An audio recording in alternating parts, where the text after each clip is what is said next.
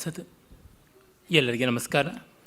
ನಿನ್ನೆಯಿಂದ ಇನ್ನೂ 2 ದಿವಸ ಉಳಿದಂತೆ 4 ದಿನಗಳ ಅವಧಿಯ ಒಂದು ಕಂತು ಕುಮಾರದಾಸ ಕವಿಯ ಜಾನಕಿ ಹರಣ ಅನ್ನುವ ಸಂಸ್ಕೃತ ಮಹಾಕಾವ್ಯವನ್ನು ಕುರಿತಾದ ಪರಿಚಯಾತ್ಮಕ ಭಾಷಣ. ನಿನ್ನೆ ಮೊದಲನೇ ಸರ್ಗದ ಕೊನೆಯವರೆಗೆ ಬಂದಿದ್ವಿ. ದಶರಥ ಶ್ರವಣಕುಮಾರನನ್ನು ಅರಿವಿಲ್ಲದೆ ಬಾಣಘಾತದಿಂದ ಸಾವಿನ ಅಂಚಿಗೆ ಕೊಂಡೊಯ್ದಾಗ ಅವನು ಹೇಳುವ ಮಾತುಗಳು, ಕಡೆಗೆ ಅವನ ತಂದೆ ತಾಯಂದಿರು ದುಃಖಿಸಿ ಅವರು ಶಾಪ ಕೊಟ್ಟು ತೀರಿಯೂ ಹೋಗ್ತಾರೆ ಅನ್ನುವ ಮಾತನ್ನು ಕವಿ ವಾಚ್ಯವಾಗಿ ಹೇಳೋದಿಲ್ಲ. ಆದರೆ ಮೂಲ ವಾಲ್ಮೀಕಿ ರಾಮಾಯಣದಲ್ಲಿ ಮತ್ತು ಇವನ ಪೂರ್ವವರ್ತಿಯಾದ ಕಾಳಿದಾಸನ ರಘುವಂಶದಲ್ಲಿ ಅದರ ಸಂಗತಿ ಬಂದೇ ಇರುವುದು ಹೌದು. ಆಗ ನಾನು ನಿನ್ನೆ ತಿಳಿಸಿದ್ದೆ, ಕವಿ ಆ ಒಂದು ಬೇಟೆಯ ಪ್ರದೇಶ, ಹಿಮಾಲಯದ ತಪ್ಪಲಿನ ಪ್ರದೇಶದಿಂದ ಹೇಗೆ ಮರಳಿ ಬಂದ ಅನ್ನುವುದನ್ನು ವರ್ಣಿಸುವಾಗ, ದಶರಥ ಮಹಾರಾಜ ಹೇಗೆ ಬಂದ ಅನ್ನೋದನ್ನು ಕವಿ ವರ್ಣಿಸುವಾಗ ಒಂದು ಶ್ಲಿಷ್ಟವಾದ ಚಮತ್ಕಾರವನ್ನು ಮಾಡ್ತಾನೆ. ಉಪಮೆ, ಶ್ಲಿಷ್ಟೋಪಮ ಅಲಂಕಾರ ಮಾಡ್ತಾನೆ. ಅದು ಮಾರ್ಮಿಕವಾಗಿದೆ. ವನಜ ಕುಸುಮ ಧಾರಿಣೀಂ ಅಲಂಘ್ಯಾಂ ಹರಿನಖಪಾತ ವಿದಾರಿತೋರು ಗಂಡಾಂ ಶ್ರಿಯಮಿವ ನೃಪತಿ ಮೃಗವ್ಯ ಭೂಮಿಂ ಚಿರಮನುಭೂಯ ಗುಹೋನ್ಮುಖೋ ಬಭೂವ. ಒಬ್ಬ ರಾಜ ಗೃಹೋನ್ಮುಖೋ ಬಭೂವ, ತನ್ನ ಮನೆಗೆ ಹೋಗ್ತಾನೆ. ಅಂದರೆ ಅಲ್ಲೆಲ್ಲ ಬೇಟೆಯಾಡಿ ಶಾಪದಿಂದ ಸಂತ್ರಸ್ತನಾಗಿ ಮರಳಿ ಹೋಗಿದ್ದು ಹೇಗಿತ್ತು ಅಂದರೆ, ವನಜ ಕುಸುಮ ಧಾರಿಣೀಂ ಅಲಂಘ್ಯಾಂ, ಕಾಡು ಹೂಗಳಿಂದ ಅಲಂಕೃತವಾಗಿ ಎದುರಿಸಲಾಗದ ರೀತಿ, ಅಲಂಘ್ಯಾಂ ದಾಟಲು ಕಷ್ಟವಾಗುವ ದಟ್ಟವಾದ ಕಾಡುಗಳು, ಗುಡ್ಡ ಬೆಟ್ಟ ಇರತಕ್ಕಂಥದ್ದು. ಹರಿನಖಪಾತ ವಿದಾರಿತೋರು ಗಂಡಾಂ, ಆ ಬೆಟ್ಟದ ತಪ್ಪಲುಗಳಲ್ಲಿ ಸಿಂಹದ ಉಗುರುಗಳಿಂದ ಗುರುತುಗಳಾಗಿರ್ತಕ್ಕಂಥದ್ದು. ಹರಿನಖಪಾತ ವಿದಾರಿತೋರು ಗಂಡಾಂ ಶ್ರಿಯಮಿವ ನೃಪತಿ ಮೃಗವ್ಯ ಭೂಮಿಂ, ಲಕ್ಷ್ಮಿ ಎಂಬಂತೆ ಅಂತ. ಆ ವನಲಕ್ಷ್ಮಿ ಕಾಡು ಹೂಗಳ ಅಲಂಕಾರ ಮಾಡಿಕೊಂಡಿರ್ತಾಳೆ. ಅವಳ ಕೆನ್ನೆಯ ಮೇಲೆ ಹರಿನಖಪಾತ, ವಿಷ್ಣು ವಿನೋದದಿಂದ ಚಿವುಟಿದ ಉಗುರಿನ ಗೆರೆ ಕೂಡ ಆಗಿರುತ್ತೆ ಅಂತ. ತುಂಬ ಚೆನ್ನಾಗಿರುವ ಕಲ್ಪನೆ. ಆದರೆ ಸಂದರ್ಭ ಶುದ್ಧಿ ಇಲ್ಲ. ಈ ಶಾಪ ಬಂದು ಅವನು ಸಪ್ಪಗೆ ತೆಪ್ಪಗೆ ಸೊಪ್ಪಾಗಿ ಬರುವಾಗ ಈ ಶೃಂಗಾರವನ್ನು ಧ್ವನಿಸುವಂತಹ ಚಮತ್ಕಾರ ಯುಕ್ತವಾಗೋದಿಲ್ಲ. ಬೇರೊಂದು ಕಡೆ ಬಂದಿದ್ದರೆ ತುಂಬ ಚೆನ್ನಾಗಿರ್ತಾ ಇತ್ತು. ಅಂದರೆ ಪಾಪ ಕವಿಗಳಿಗೆ ಕಲ್ಪನೆ ಬಂದುಬಿಡುತ್ತೆ. ಕಲ್ಪನೆ ಬರೋದು ಅಂದರೆ ಡಿ ವಿ ಜಿಯವರು ಹೇಳಿದಂತೆ ಹೊಟ್ಟೆಗೆ ಹರಳೆಣ್ಣೆ ಸೇರಿದಂತೆ ಅಂತ. ಅದು ತನ್ನ ನಿರ್ಗಮ ದ್ವಾರವನ್ನು ಕಂಡುಕೊಳ್ಳಲೇಬೇಕು, ಹೊರಗೆ ಬರದೆ ಸಮಾಧಾನವಿಲ್ಲ ಅಂತ. ಪ್ರತಿಭಾವೇಶ ಅಂದರೆ ಹೀಗೆ ಅಂತಲೇ ಡಿ ವಿ ಜಿಯವರು ಬರೀತಾರೆ. ಅದಕ್ಕೆ ವಾಜಪೇಯಿ ವೆಂಕಟಸುಬ್ಬಯ್ಯನವರು ಅಥವಾ ಡಿ ವಿ ಅಯ್ಯನವರು ಕೋಪದಿಂದ ಶಾಪ ಇಟ್ಟಿದ್ದರಂತೆ, ಇಂಥ ಮಹತ್ತರವಾದ ಸಂಗತಿಗೆ ಇಂಥ ತುಚ್ಛವಾದ ಹೋಲಿಕೆ ಮಾಡಿದ್ದೀಯಾ ಅಂತ ಡಿ ವಿ ಜಿಯವರು ಹೇಳ್ತಾರೆ. ವಾಚಕ ಮಹಾಶಯರು ಕ್ಷಮಿಸಬೇಕು, ಇವತ್ತಿಗೂ ಅದಕ್ಕೆ ಇನ್ನೂ ಒಳ್ಳೆಯ ಉಪಮಾನ ನನಗೆ ಹೊಳೆದಿಲ್ಲ, ದೊರಕಿಲ್ಲ ಅಂತಂತಾರೆ. ಅಂದರೆ ಧಿಯೋಪಿ ಪುಂಸಾಂ ಬಲಿನೀ ಭವಂತಿ, ದೊಡ್ಡವರು ಕೂಡ ಪ್ರತಿಭಾಶಾಲಿಗಳು ಕೆಲವೊಮ್ಮೆ ಕಾವ್ಯ ರಚನಾ ವೇಷದಲ್ಲಿ ಔಚಿತ್ಯವನ್ನು ಮರೆತು ಬಿಡ್ತಾರೆ ಅನ್ನುವಂಥದ್ದು ಇಲ್ಲಿ ಕಾಣಿಸುತ್ತದೆ. ಆದರೆ ಮುಂದಿನದು ತುಂಬ ಚೆನ್ನಾಗಿರ್ತಕ್ಕಂಥ ಪದ್ಯ. ಅದನ್ನು ನಿನ್ನೆಯೇ ನಾನು ಹೇಳಿದೆವು, 2ನೇ ಪದ್ಯ ಚೆನ್ನಾಗಿದೆ 1ನೇ ಪದ್ಯಕ್ಕಿಂತ ಅಂತ. ಕೆಲವೊಮ್ಮೆ ಇದು ವಿಪರೀತವಾಗಿ ವರ್ತಿಸುವುದುಂಟು. ಯಾರೋ ಒಬ್ಬ ದೊಡ್ಡ ಕವಿ ಬಳಿಗೆ ಕುಕವಿ ಒಬ್ಬ, ಇನ್ನೂ ಕಿರಿಕಿರಿಯ ಕವಿ ಕೂಡ, ಅವನು ಹೋಗಿ ನನ್ನ ಕವಿತೆ ಕೇಳಿ ಕೇಳಿ ಅಂತ ಪ್ರಾಣ ತೆಗೆದನಂತೆ. ಆಯಿತು, ಎಷ್ಟು ಕವಿತೆ ಎಂದಂತೆ, 2 ಕವಿತೆ ಅಷ್ಟೇನೆ ಅಂತ. ಒಂದು ಕವಿತೆಯನ್ನು ಓದದಂತೆ, ದ ಸೆಕೆಂಡ್ ಈಸ್ ಗುಡ್ ಅಂತ ಹೇಳಿ ಎದ್ದೋಗ್ಬಿಡ್ತಂತೆ. Heard melodies are sweet but those of unheard are sweeter ಅಂತೀವಲ್ಲ, ಕೇಳಿದ ಕವಿತೆಗಿಂತ ಮೇಲು ಅಂತ. ಆ ರೀತಿಯಾಗಿ ಕೇಳಿದ್ರೆ ಮೇಲು. ಒಮ್ಮೆ ಶೃಂಗಗಿರಿಯ ಪೀಠಾಧಿಪತಿಗಳು ಭಾರತೀ ತೀರ್ಥ ಸ್ವಾಮಿಗಳವರು ಹೇಳ್ತಾ ಇದ್ದರು, ಮೀಮಾಂಸಾ ಶಾಸ್ತ್ರದ ಬಗೆಗೆ ಪರೀಕ್ಷೆಯನ್ನು, ಪ್ರೌಢಮಟ್ಟದ ಪರೀಕ್ಷೆಯನ್ನು ಇಟ್ಟಿತ್ತು. ಆ ಒಂದು ಪತ್ರಿಕೆಯನ್ನು ಮಾತ್ರ ನಾನು ಮೌಲ್ಯಮಾಪನ ಮಾಡೋಲ್ಲ, ಮಿಕ್ಕದ್ದನ್ನೆಲ್ಲ ಮಾಡ್ತೀನಿ ಅಷ್ಟೇ ಅಂತ. ಯಾಕೆಂದರೆ ಬಂದಿರೋರು ಒಬ್ಬರೇ, ತರ್ಕಕ್ಕೆ ವೇದಾಂತಕ್ಕೆ ಸ್ವಲ್ಪ ಹೆಚ್ಚು ಜನ ಇದ್ದಾರೆ. ಹಾಗಾಗಿ ಪರಿಶೀಲನೆ ಮಾಡಿ ತೇಲುವುದು ಮುಳುಗುವುದು ನೋಡಬಹುದು. ಆ ಒಂದೇ ಪೇಪರ್ ಅದು ಮುಳುಗೋಗ್ಬಿಟ್ರೆ ಕಷ್ಟ. ಮೀಮಾಂಸಾದಲ್ಲಿ 70% ನೆಗೆಟಿವ್ ರಿಸಲ್ಟ್ ಅಂತ ಆಗಬಾರ್ದು ಅಂತ. ಈ ರೀತಿಯಾಗಿ ಹೀಗೆಲ್ಲ ಇರುತ್ತದೆ. ಆದರೆ ಈ ಚಮತ್ಕಾರ ಮುಂದಿನ ಪದ್ಯದಲ್ಲಿ ಬಹಳ ರಮಣೀಯವಾಗಿದೆ. ಅಥಸ ವಿಷಮಪಾದ ಗೋಪಿತಾರ್ಥಂ ಜಗದುಪಯೋಗ ವಿಯುಕ್ತ ಭೂರಿಧಾತು ಬಹುತು ಹಿನ ನಿಪಾತ ದೋಷ ದುಷ್ಟಂ ಗಿರಿಮಸೃಜತ್ ಕುಕವೇರಿವ ಪ್ರಬಂಧಂ ಅಥ ವಿಷಮಪಾದ ಗೋಪಿತಾರ್ಥಂ. ಬೆಟ್ಟ, ಆ ಬೆಟ್ಟದ ಸೀಮೆ, ಮಲೆಸೀಮೆ ವಿಷಮಪಾದ ಗೋಪಿತಾರ್ಥಂ ಅಂದರೆ ತನ್ನ ನಡೆಗೆ ಬಹಳ ದುಸ್ತರವಾಗಿರುವ, ಸಂಚಾರಕ್ಕೆ ಬಹಳ ಕಷ್ಟವಾಗಿರುವ, ತೊಡಕನ್ನು ಉಂಟು ಮಾಡುವ ರೀತಿ ಇರತಕ್ಕಂಥದ್ದು ವಿಷಮಪಾದ. ಹೆಜ್ಜೆಗಳನ್ನು ಅಡ್ಡಾದಿಡ್ಡಿಯಾಗಿ ಹಾಕ್ಕೊಂಡು ಹೋಗಬೇಕು, ಸಮಪಾದದಲ್ಲಿ ಸಲೀಸಾಗಿ ನಡೆಯೋಕ್ಕಾಗೋಲ್ಲ.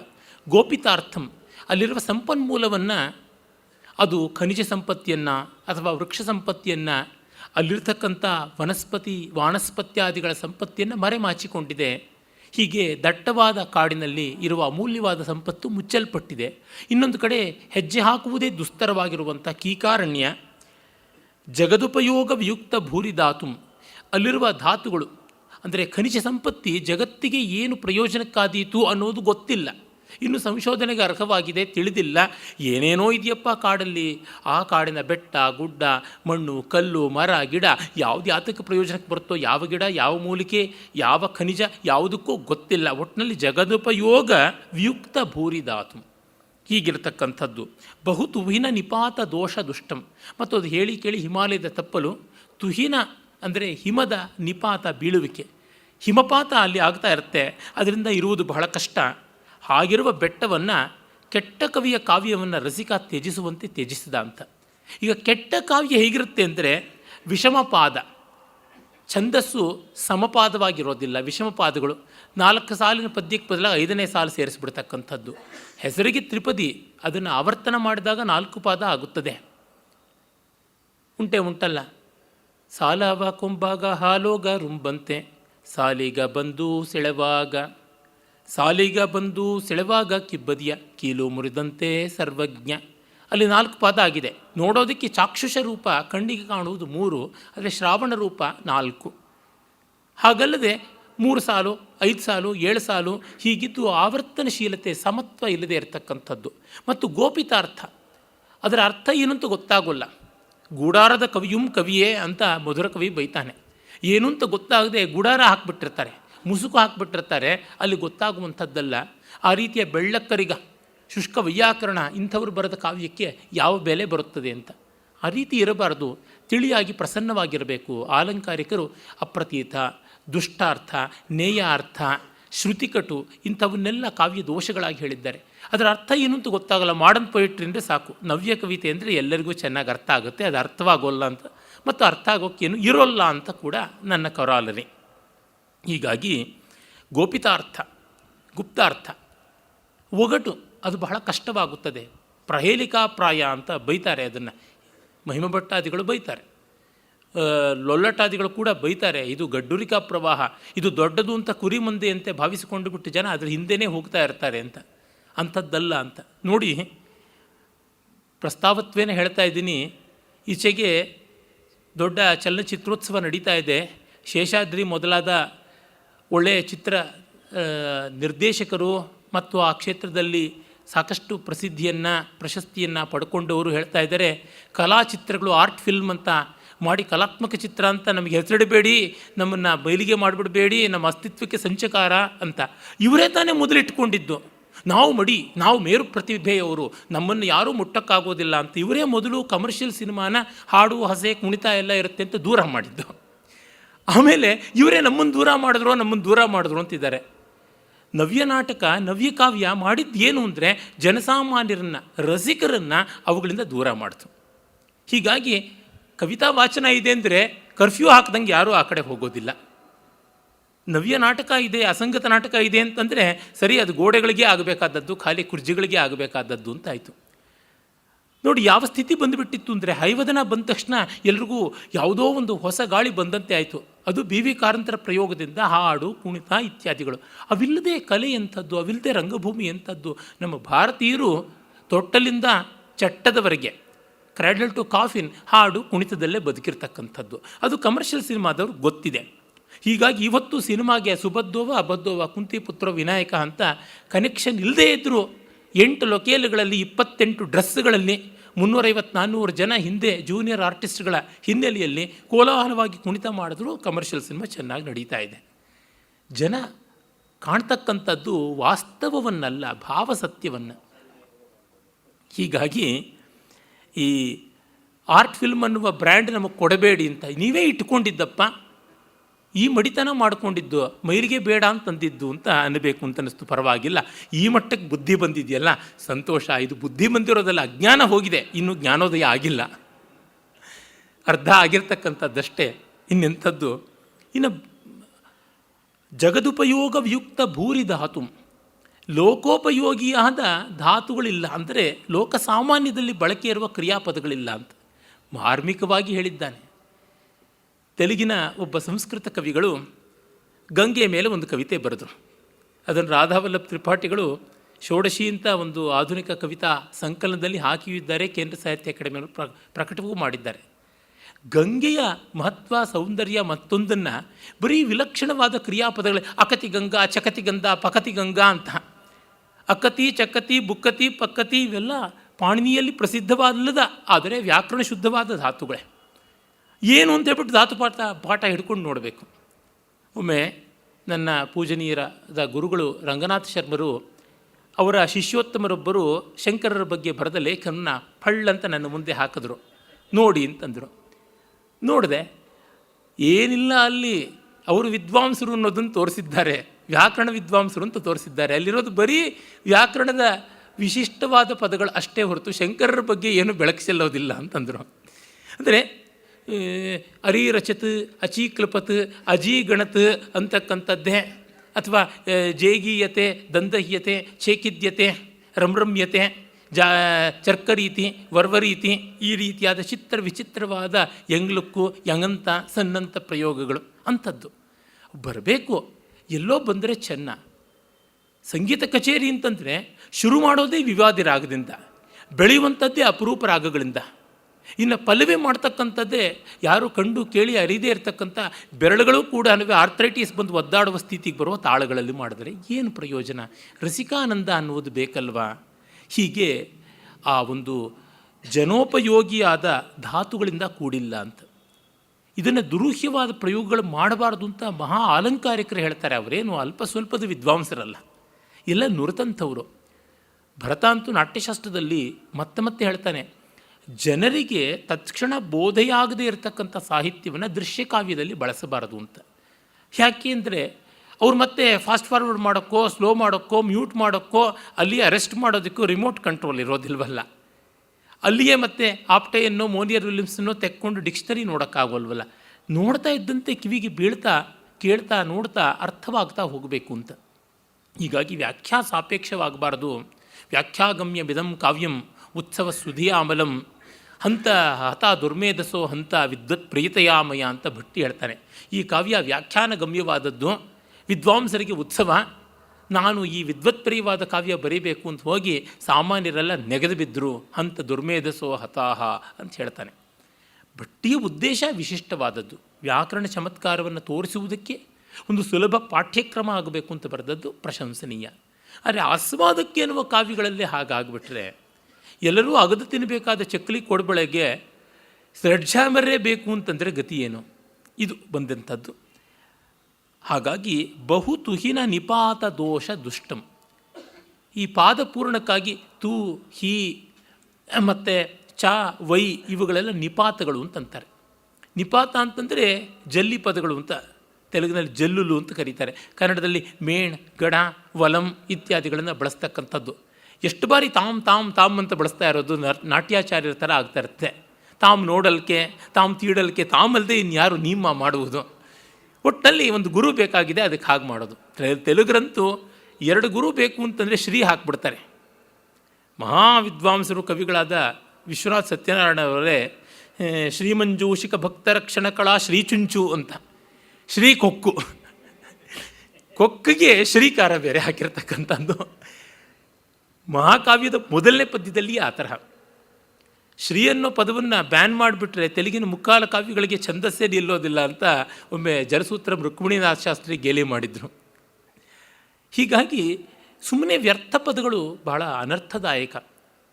ಪೂಜ್ಯರಾದ ರಾಳ್ಳಪಲ್ಲಿ ಅನಂತಕೃಷ್ಣ ಶರ್ಮರು ಹೇಳ್ತಾರೆ, ವ್ಯಾಕರಣ ದೋಷದಿಂದ ವ್ಯಾಕರಣ ವಿದ್ವಾಂಸನ ಮುಖ ಸಿಂಡಿಸ್ಕೊಂಡು ಹೋಗ್ಬೋದು, ಆದರೆ ವ್ಯರ್ಥ ಪದ ಪ್ರಯೋಗದಿಂದ ರಸಿಕರಿಗೆಲ್ಲ ಬೇಸರ ಆಗುತ್ತೆ ಅಂತಿದ್ರು. ದೊಡ್ಡವರ ಮಾತು ಅದು. ಆ ರೀತಿ ಇರತಕ್ಕಂಥ ಕುಕವಿಯ ಕಾವ್ಯವನ್ನು ಹೇಗೋ ರಸಿಕ, ಹಾಗೆ ದಶರಥ ಆ ಪ್ರಾಂತವನ್ನು ಬಿಟ್ಟು ಬಂದ ಅಂತ ತುಂಬ ಚೆನ್ನಾಗಿದೆ. ರಸವಿಲ್ಲದ್ದು, ಮನಸ್ಸಿಗೆ ವೈರಸ್ಯವನ್ನು ತರತಕ್ಕಂಥದ್ದು ಅಂತ. ಅಲ್ಲಿ ಹಿಂದಿನ ಪದ್ಯದಲ್ಲಿ ಸೋತವನು ಈ ಪದ್ಯದಲ್ಲಿ ಗೆದ್ದ. ಹೀಗೆ ದಶರಥ ಬಂದದ್ದನ್ನು ಕವಿ ವರ್ಣಿಸ್ತಾನೆ. ಆಮೇಲೆ ಅವನಿಗೆ ಯಾವ ಖೇದವಾಯಿತು ಮತ್ತೊಂದು ಅದನ್ನು ನಾವು ನೋಡುವುದಿಲ್ಲ. 2ನೇ ಸರ್ಗಕ್ಕೆ ಹೋಗ್ತೀವಿ.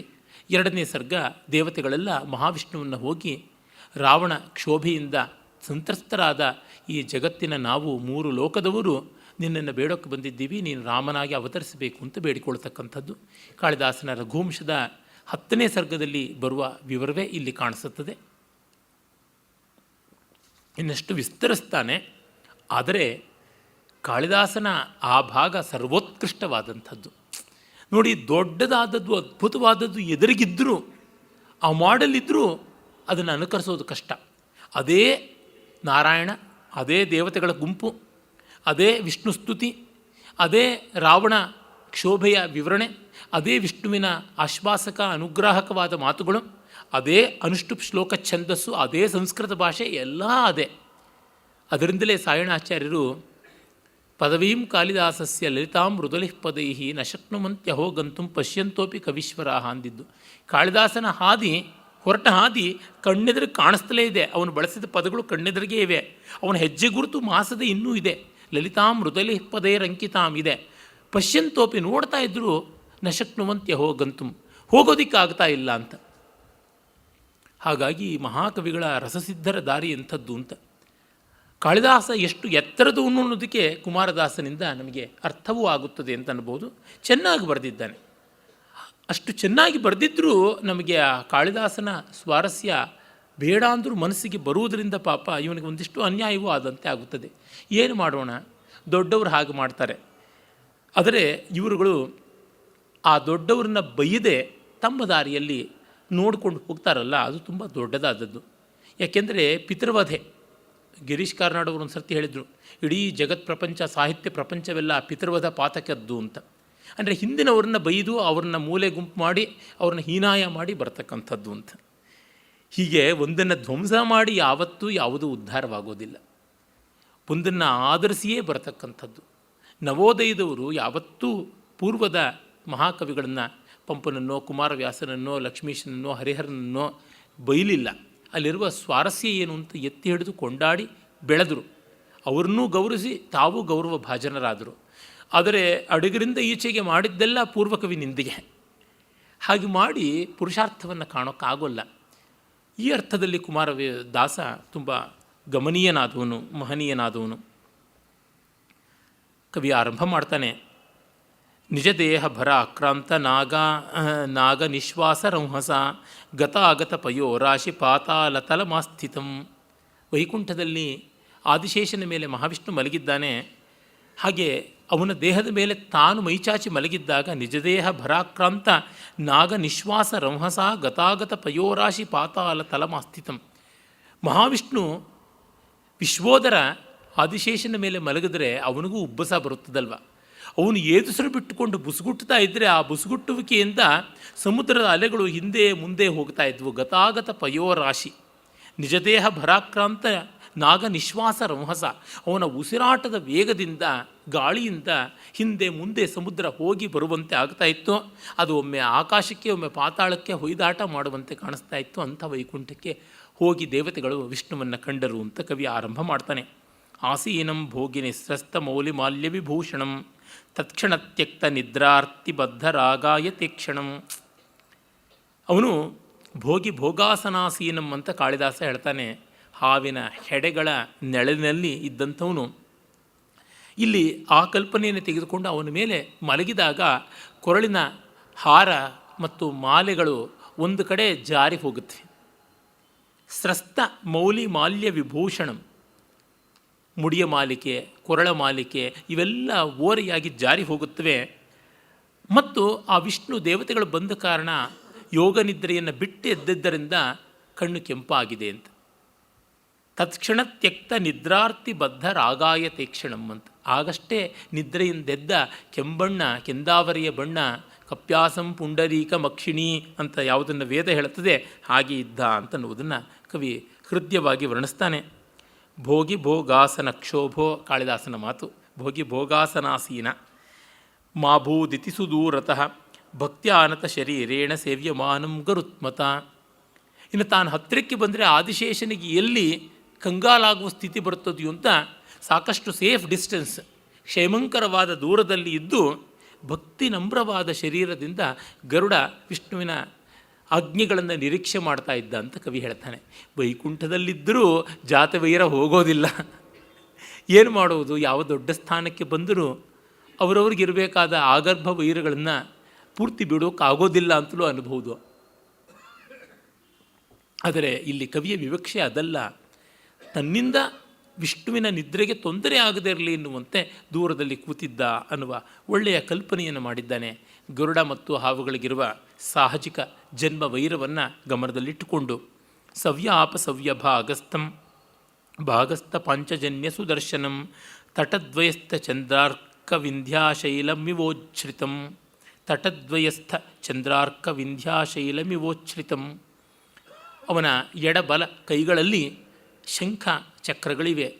ಎಡದಲ್ಲಿ ಪಾಂಚಜನ್ಯ ಶಂಖ, ಬಲದಲ್ಲಿ ಸುದರ್ಶನ ಚಕ್ರ. ದರ ಅರಿ, ದರ ಅಂದರೆ ಶಂಖ, ಅರಿ ಅಂದರೆ ಚಕ್ರ, ಅವೆರಡನ್ನ ಹಿಡಿದಿದ್ದಾನೆ. ಅದು ಹೇಗಿತ್ತು ಅಂದರೆ ತಟದ್ವಯಸ್ಥ ಚಂದ್ರಾರ್ಕ ವಿಂಧ್ಯಾಶೈಲಮಿವ ಉಚ್ಛ್ರಿತಂ. ವಿಂಧ್ಯಶೈಲ, ವಿಂಧ್ಯಶೈಲ, ಆ ವಿಂಧ್ಯಾಚಲದ ಆಚೆ ಈಚೆ ಸೂರ್ಯ ಚಂದ್ರರು ಇರುವಂತೆ ಕಾಣಿಸ್ತಾ ಇದ್ದ ಅಂತ. ವಿಂಧ್ಯಶೈಲ ವಿಸ್ತೃತವಾಗಿ ಮೈಚಾಚಿ ಮಲಗಿದೆ ಮಧ್ಯ ಭಾರತದಲ್ಲಿ. ಅದರ ಆಚೀಚೆಗೆ ಸೂರ್ಯ ಚಂದ್ರರು ಇದ್ದಂತೆ. ಯಾಕೆಂದರೆ ಹಿಂದೊಮ್ಮೆ ಪುರಾಣ ಕಥೆಯಲ್ಲಿ ಬರುವಂತೆ ಮೇರುಪರ್ವತವನ್ನು ಮೀರಿ ವಿಂಧ್ಯ ಬೆಳೆದನಂತೆ. ಆಗ ಸೂರ್ಯ ಚಂದ್ರರ ಗತಿಯೂ ನಿರುದ್ಧವಾಗಿ ಆ ಕಡೆ ಸೂರ್ಯ ಈ ಕಡೆ ಚಂದ್ರ ಹಾಗೇ ನಿಂತುಬಿಟ್ರು. ಆಗ ಅಗಸ್ತ್ಯ ಬಂದು ವಿಂಧ್ಯಾಚಲನನ್ನು ನಮ್ರೀಕರಿಸಿ ಮತ್ತು ದಕ್ಷಿಣಾಪಥಕ್ಕೆ ಬಂದು ನೆಲೆ ನಿಂತ ಅಂತ. ಇದಕ್ಕೆ ಒಂದು ಭೌಗೋಳಿಕವಾದ ಭೂಗರ್ಭಶಾಸ್ತ್ರೀಯವಾದ ಸ್ವಾರಸ್ಯ ಕೂಡ ಉಂಟು ಅಂತ ಹೇಳ್ತಾರೆ. ಹಿಮಾಲಯಕ್ಕೆ ಕೂಡ ಹಿರಿಯದಾದದ್ದು ವಿಂಧ್ಯ. ಅದು ಮೊದಲಿಂದ ಇದ್ದ ಬೆಟ್ಟ. ಇಡೀ ಒಂದು ಭಾರತದ ದ್ವೀಪಕಲ್ಪ ಅಂತ, ಪೆನಿನ್ಸುಲಾ ಅಂತ ನಾವು ಏನು ಹೇಳ್ತೀವಿ, ಅದಷ್ಟು ಬಂದು ಉತ್ತರದ ಆ ಯಾವ ಏಷ್ಯಾ ಭೂಖಂಡ ಇದೆ ಅದಕ್ಕೆ ಡಿಕ್ಕಿ ಹೊಡಿತು. ಕಾಂಟಿನೆಂಟಲ್ ರಿಫ್ಟ್ ಥಿಯರಿ ಅಂತ ಒಂದು ಹೇಳ್ತಾರೆ.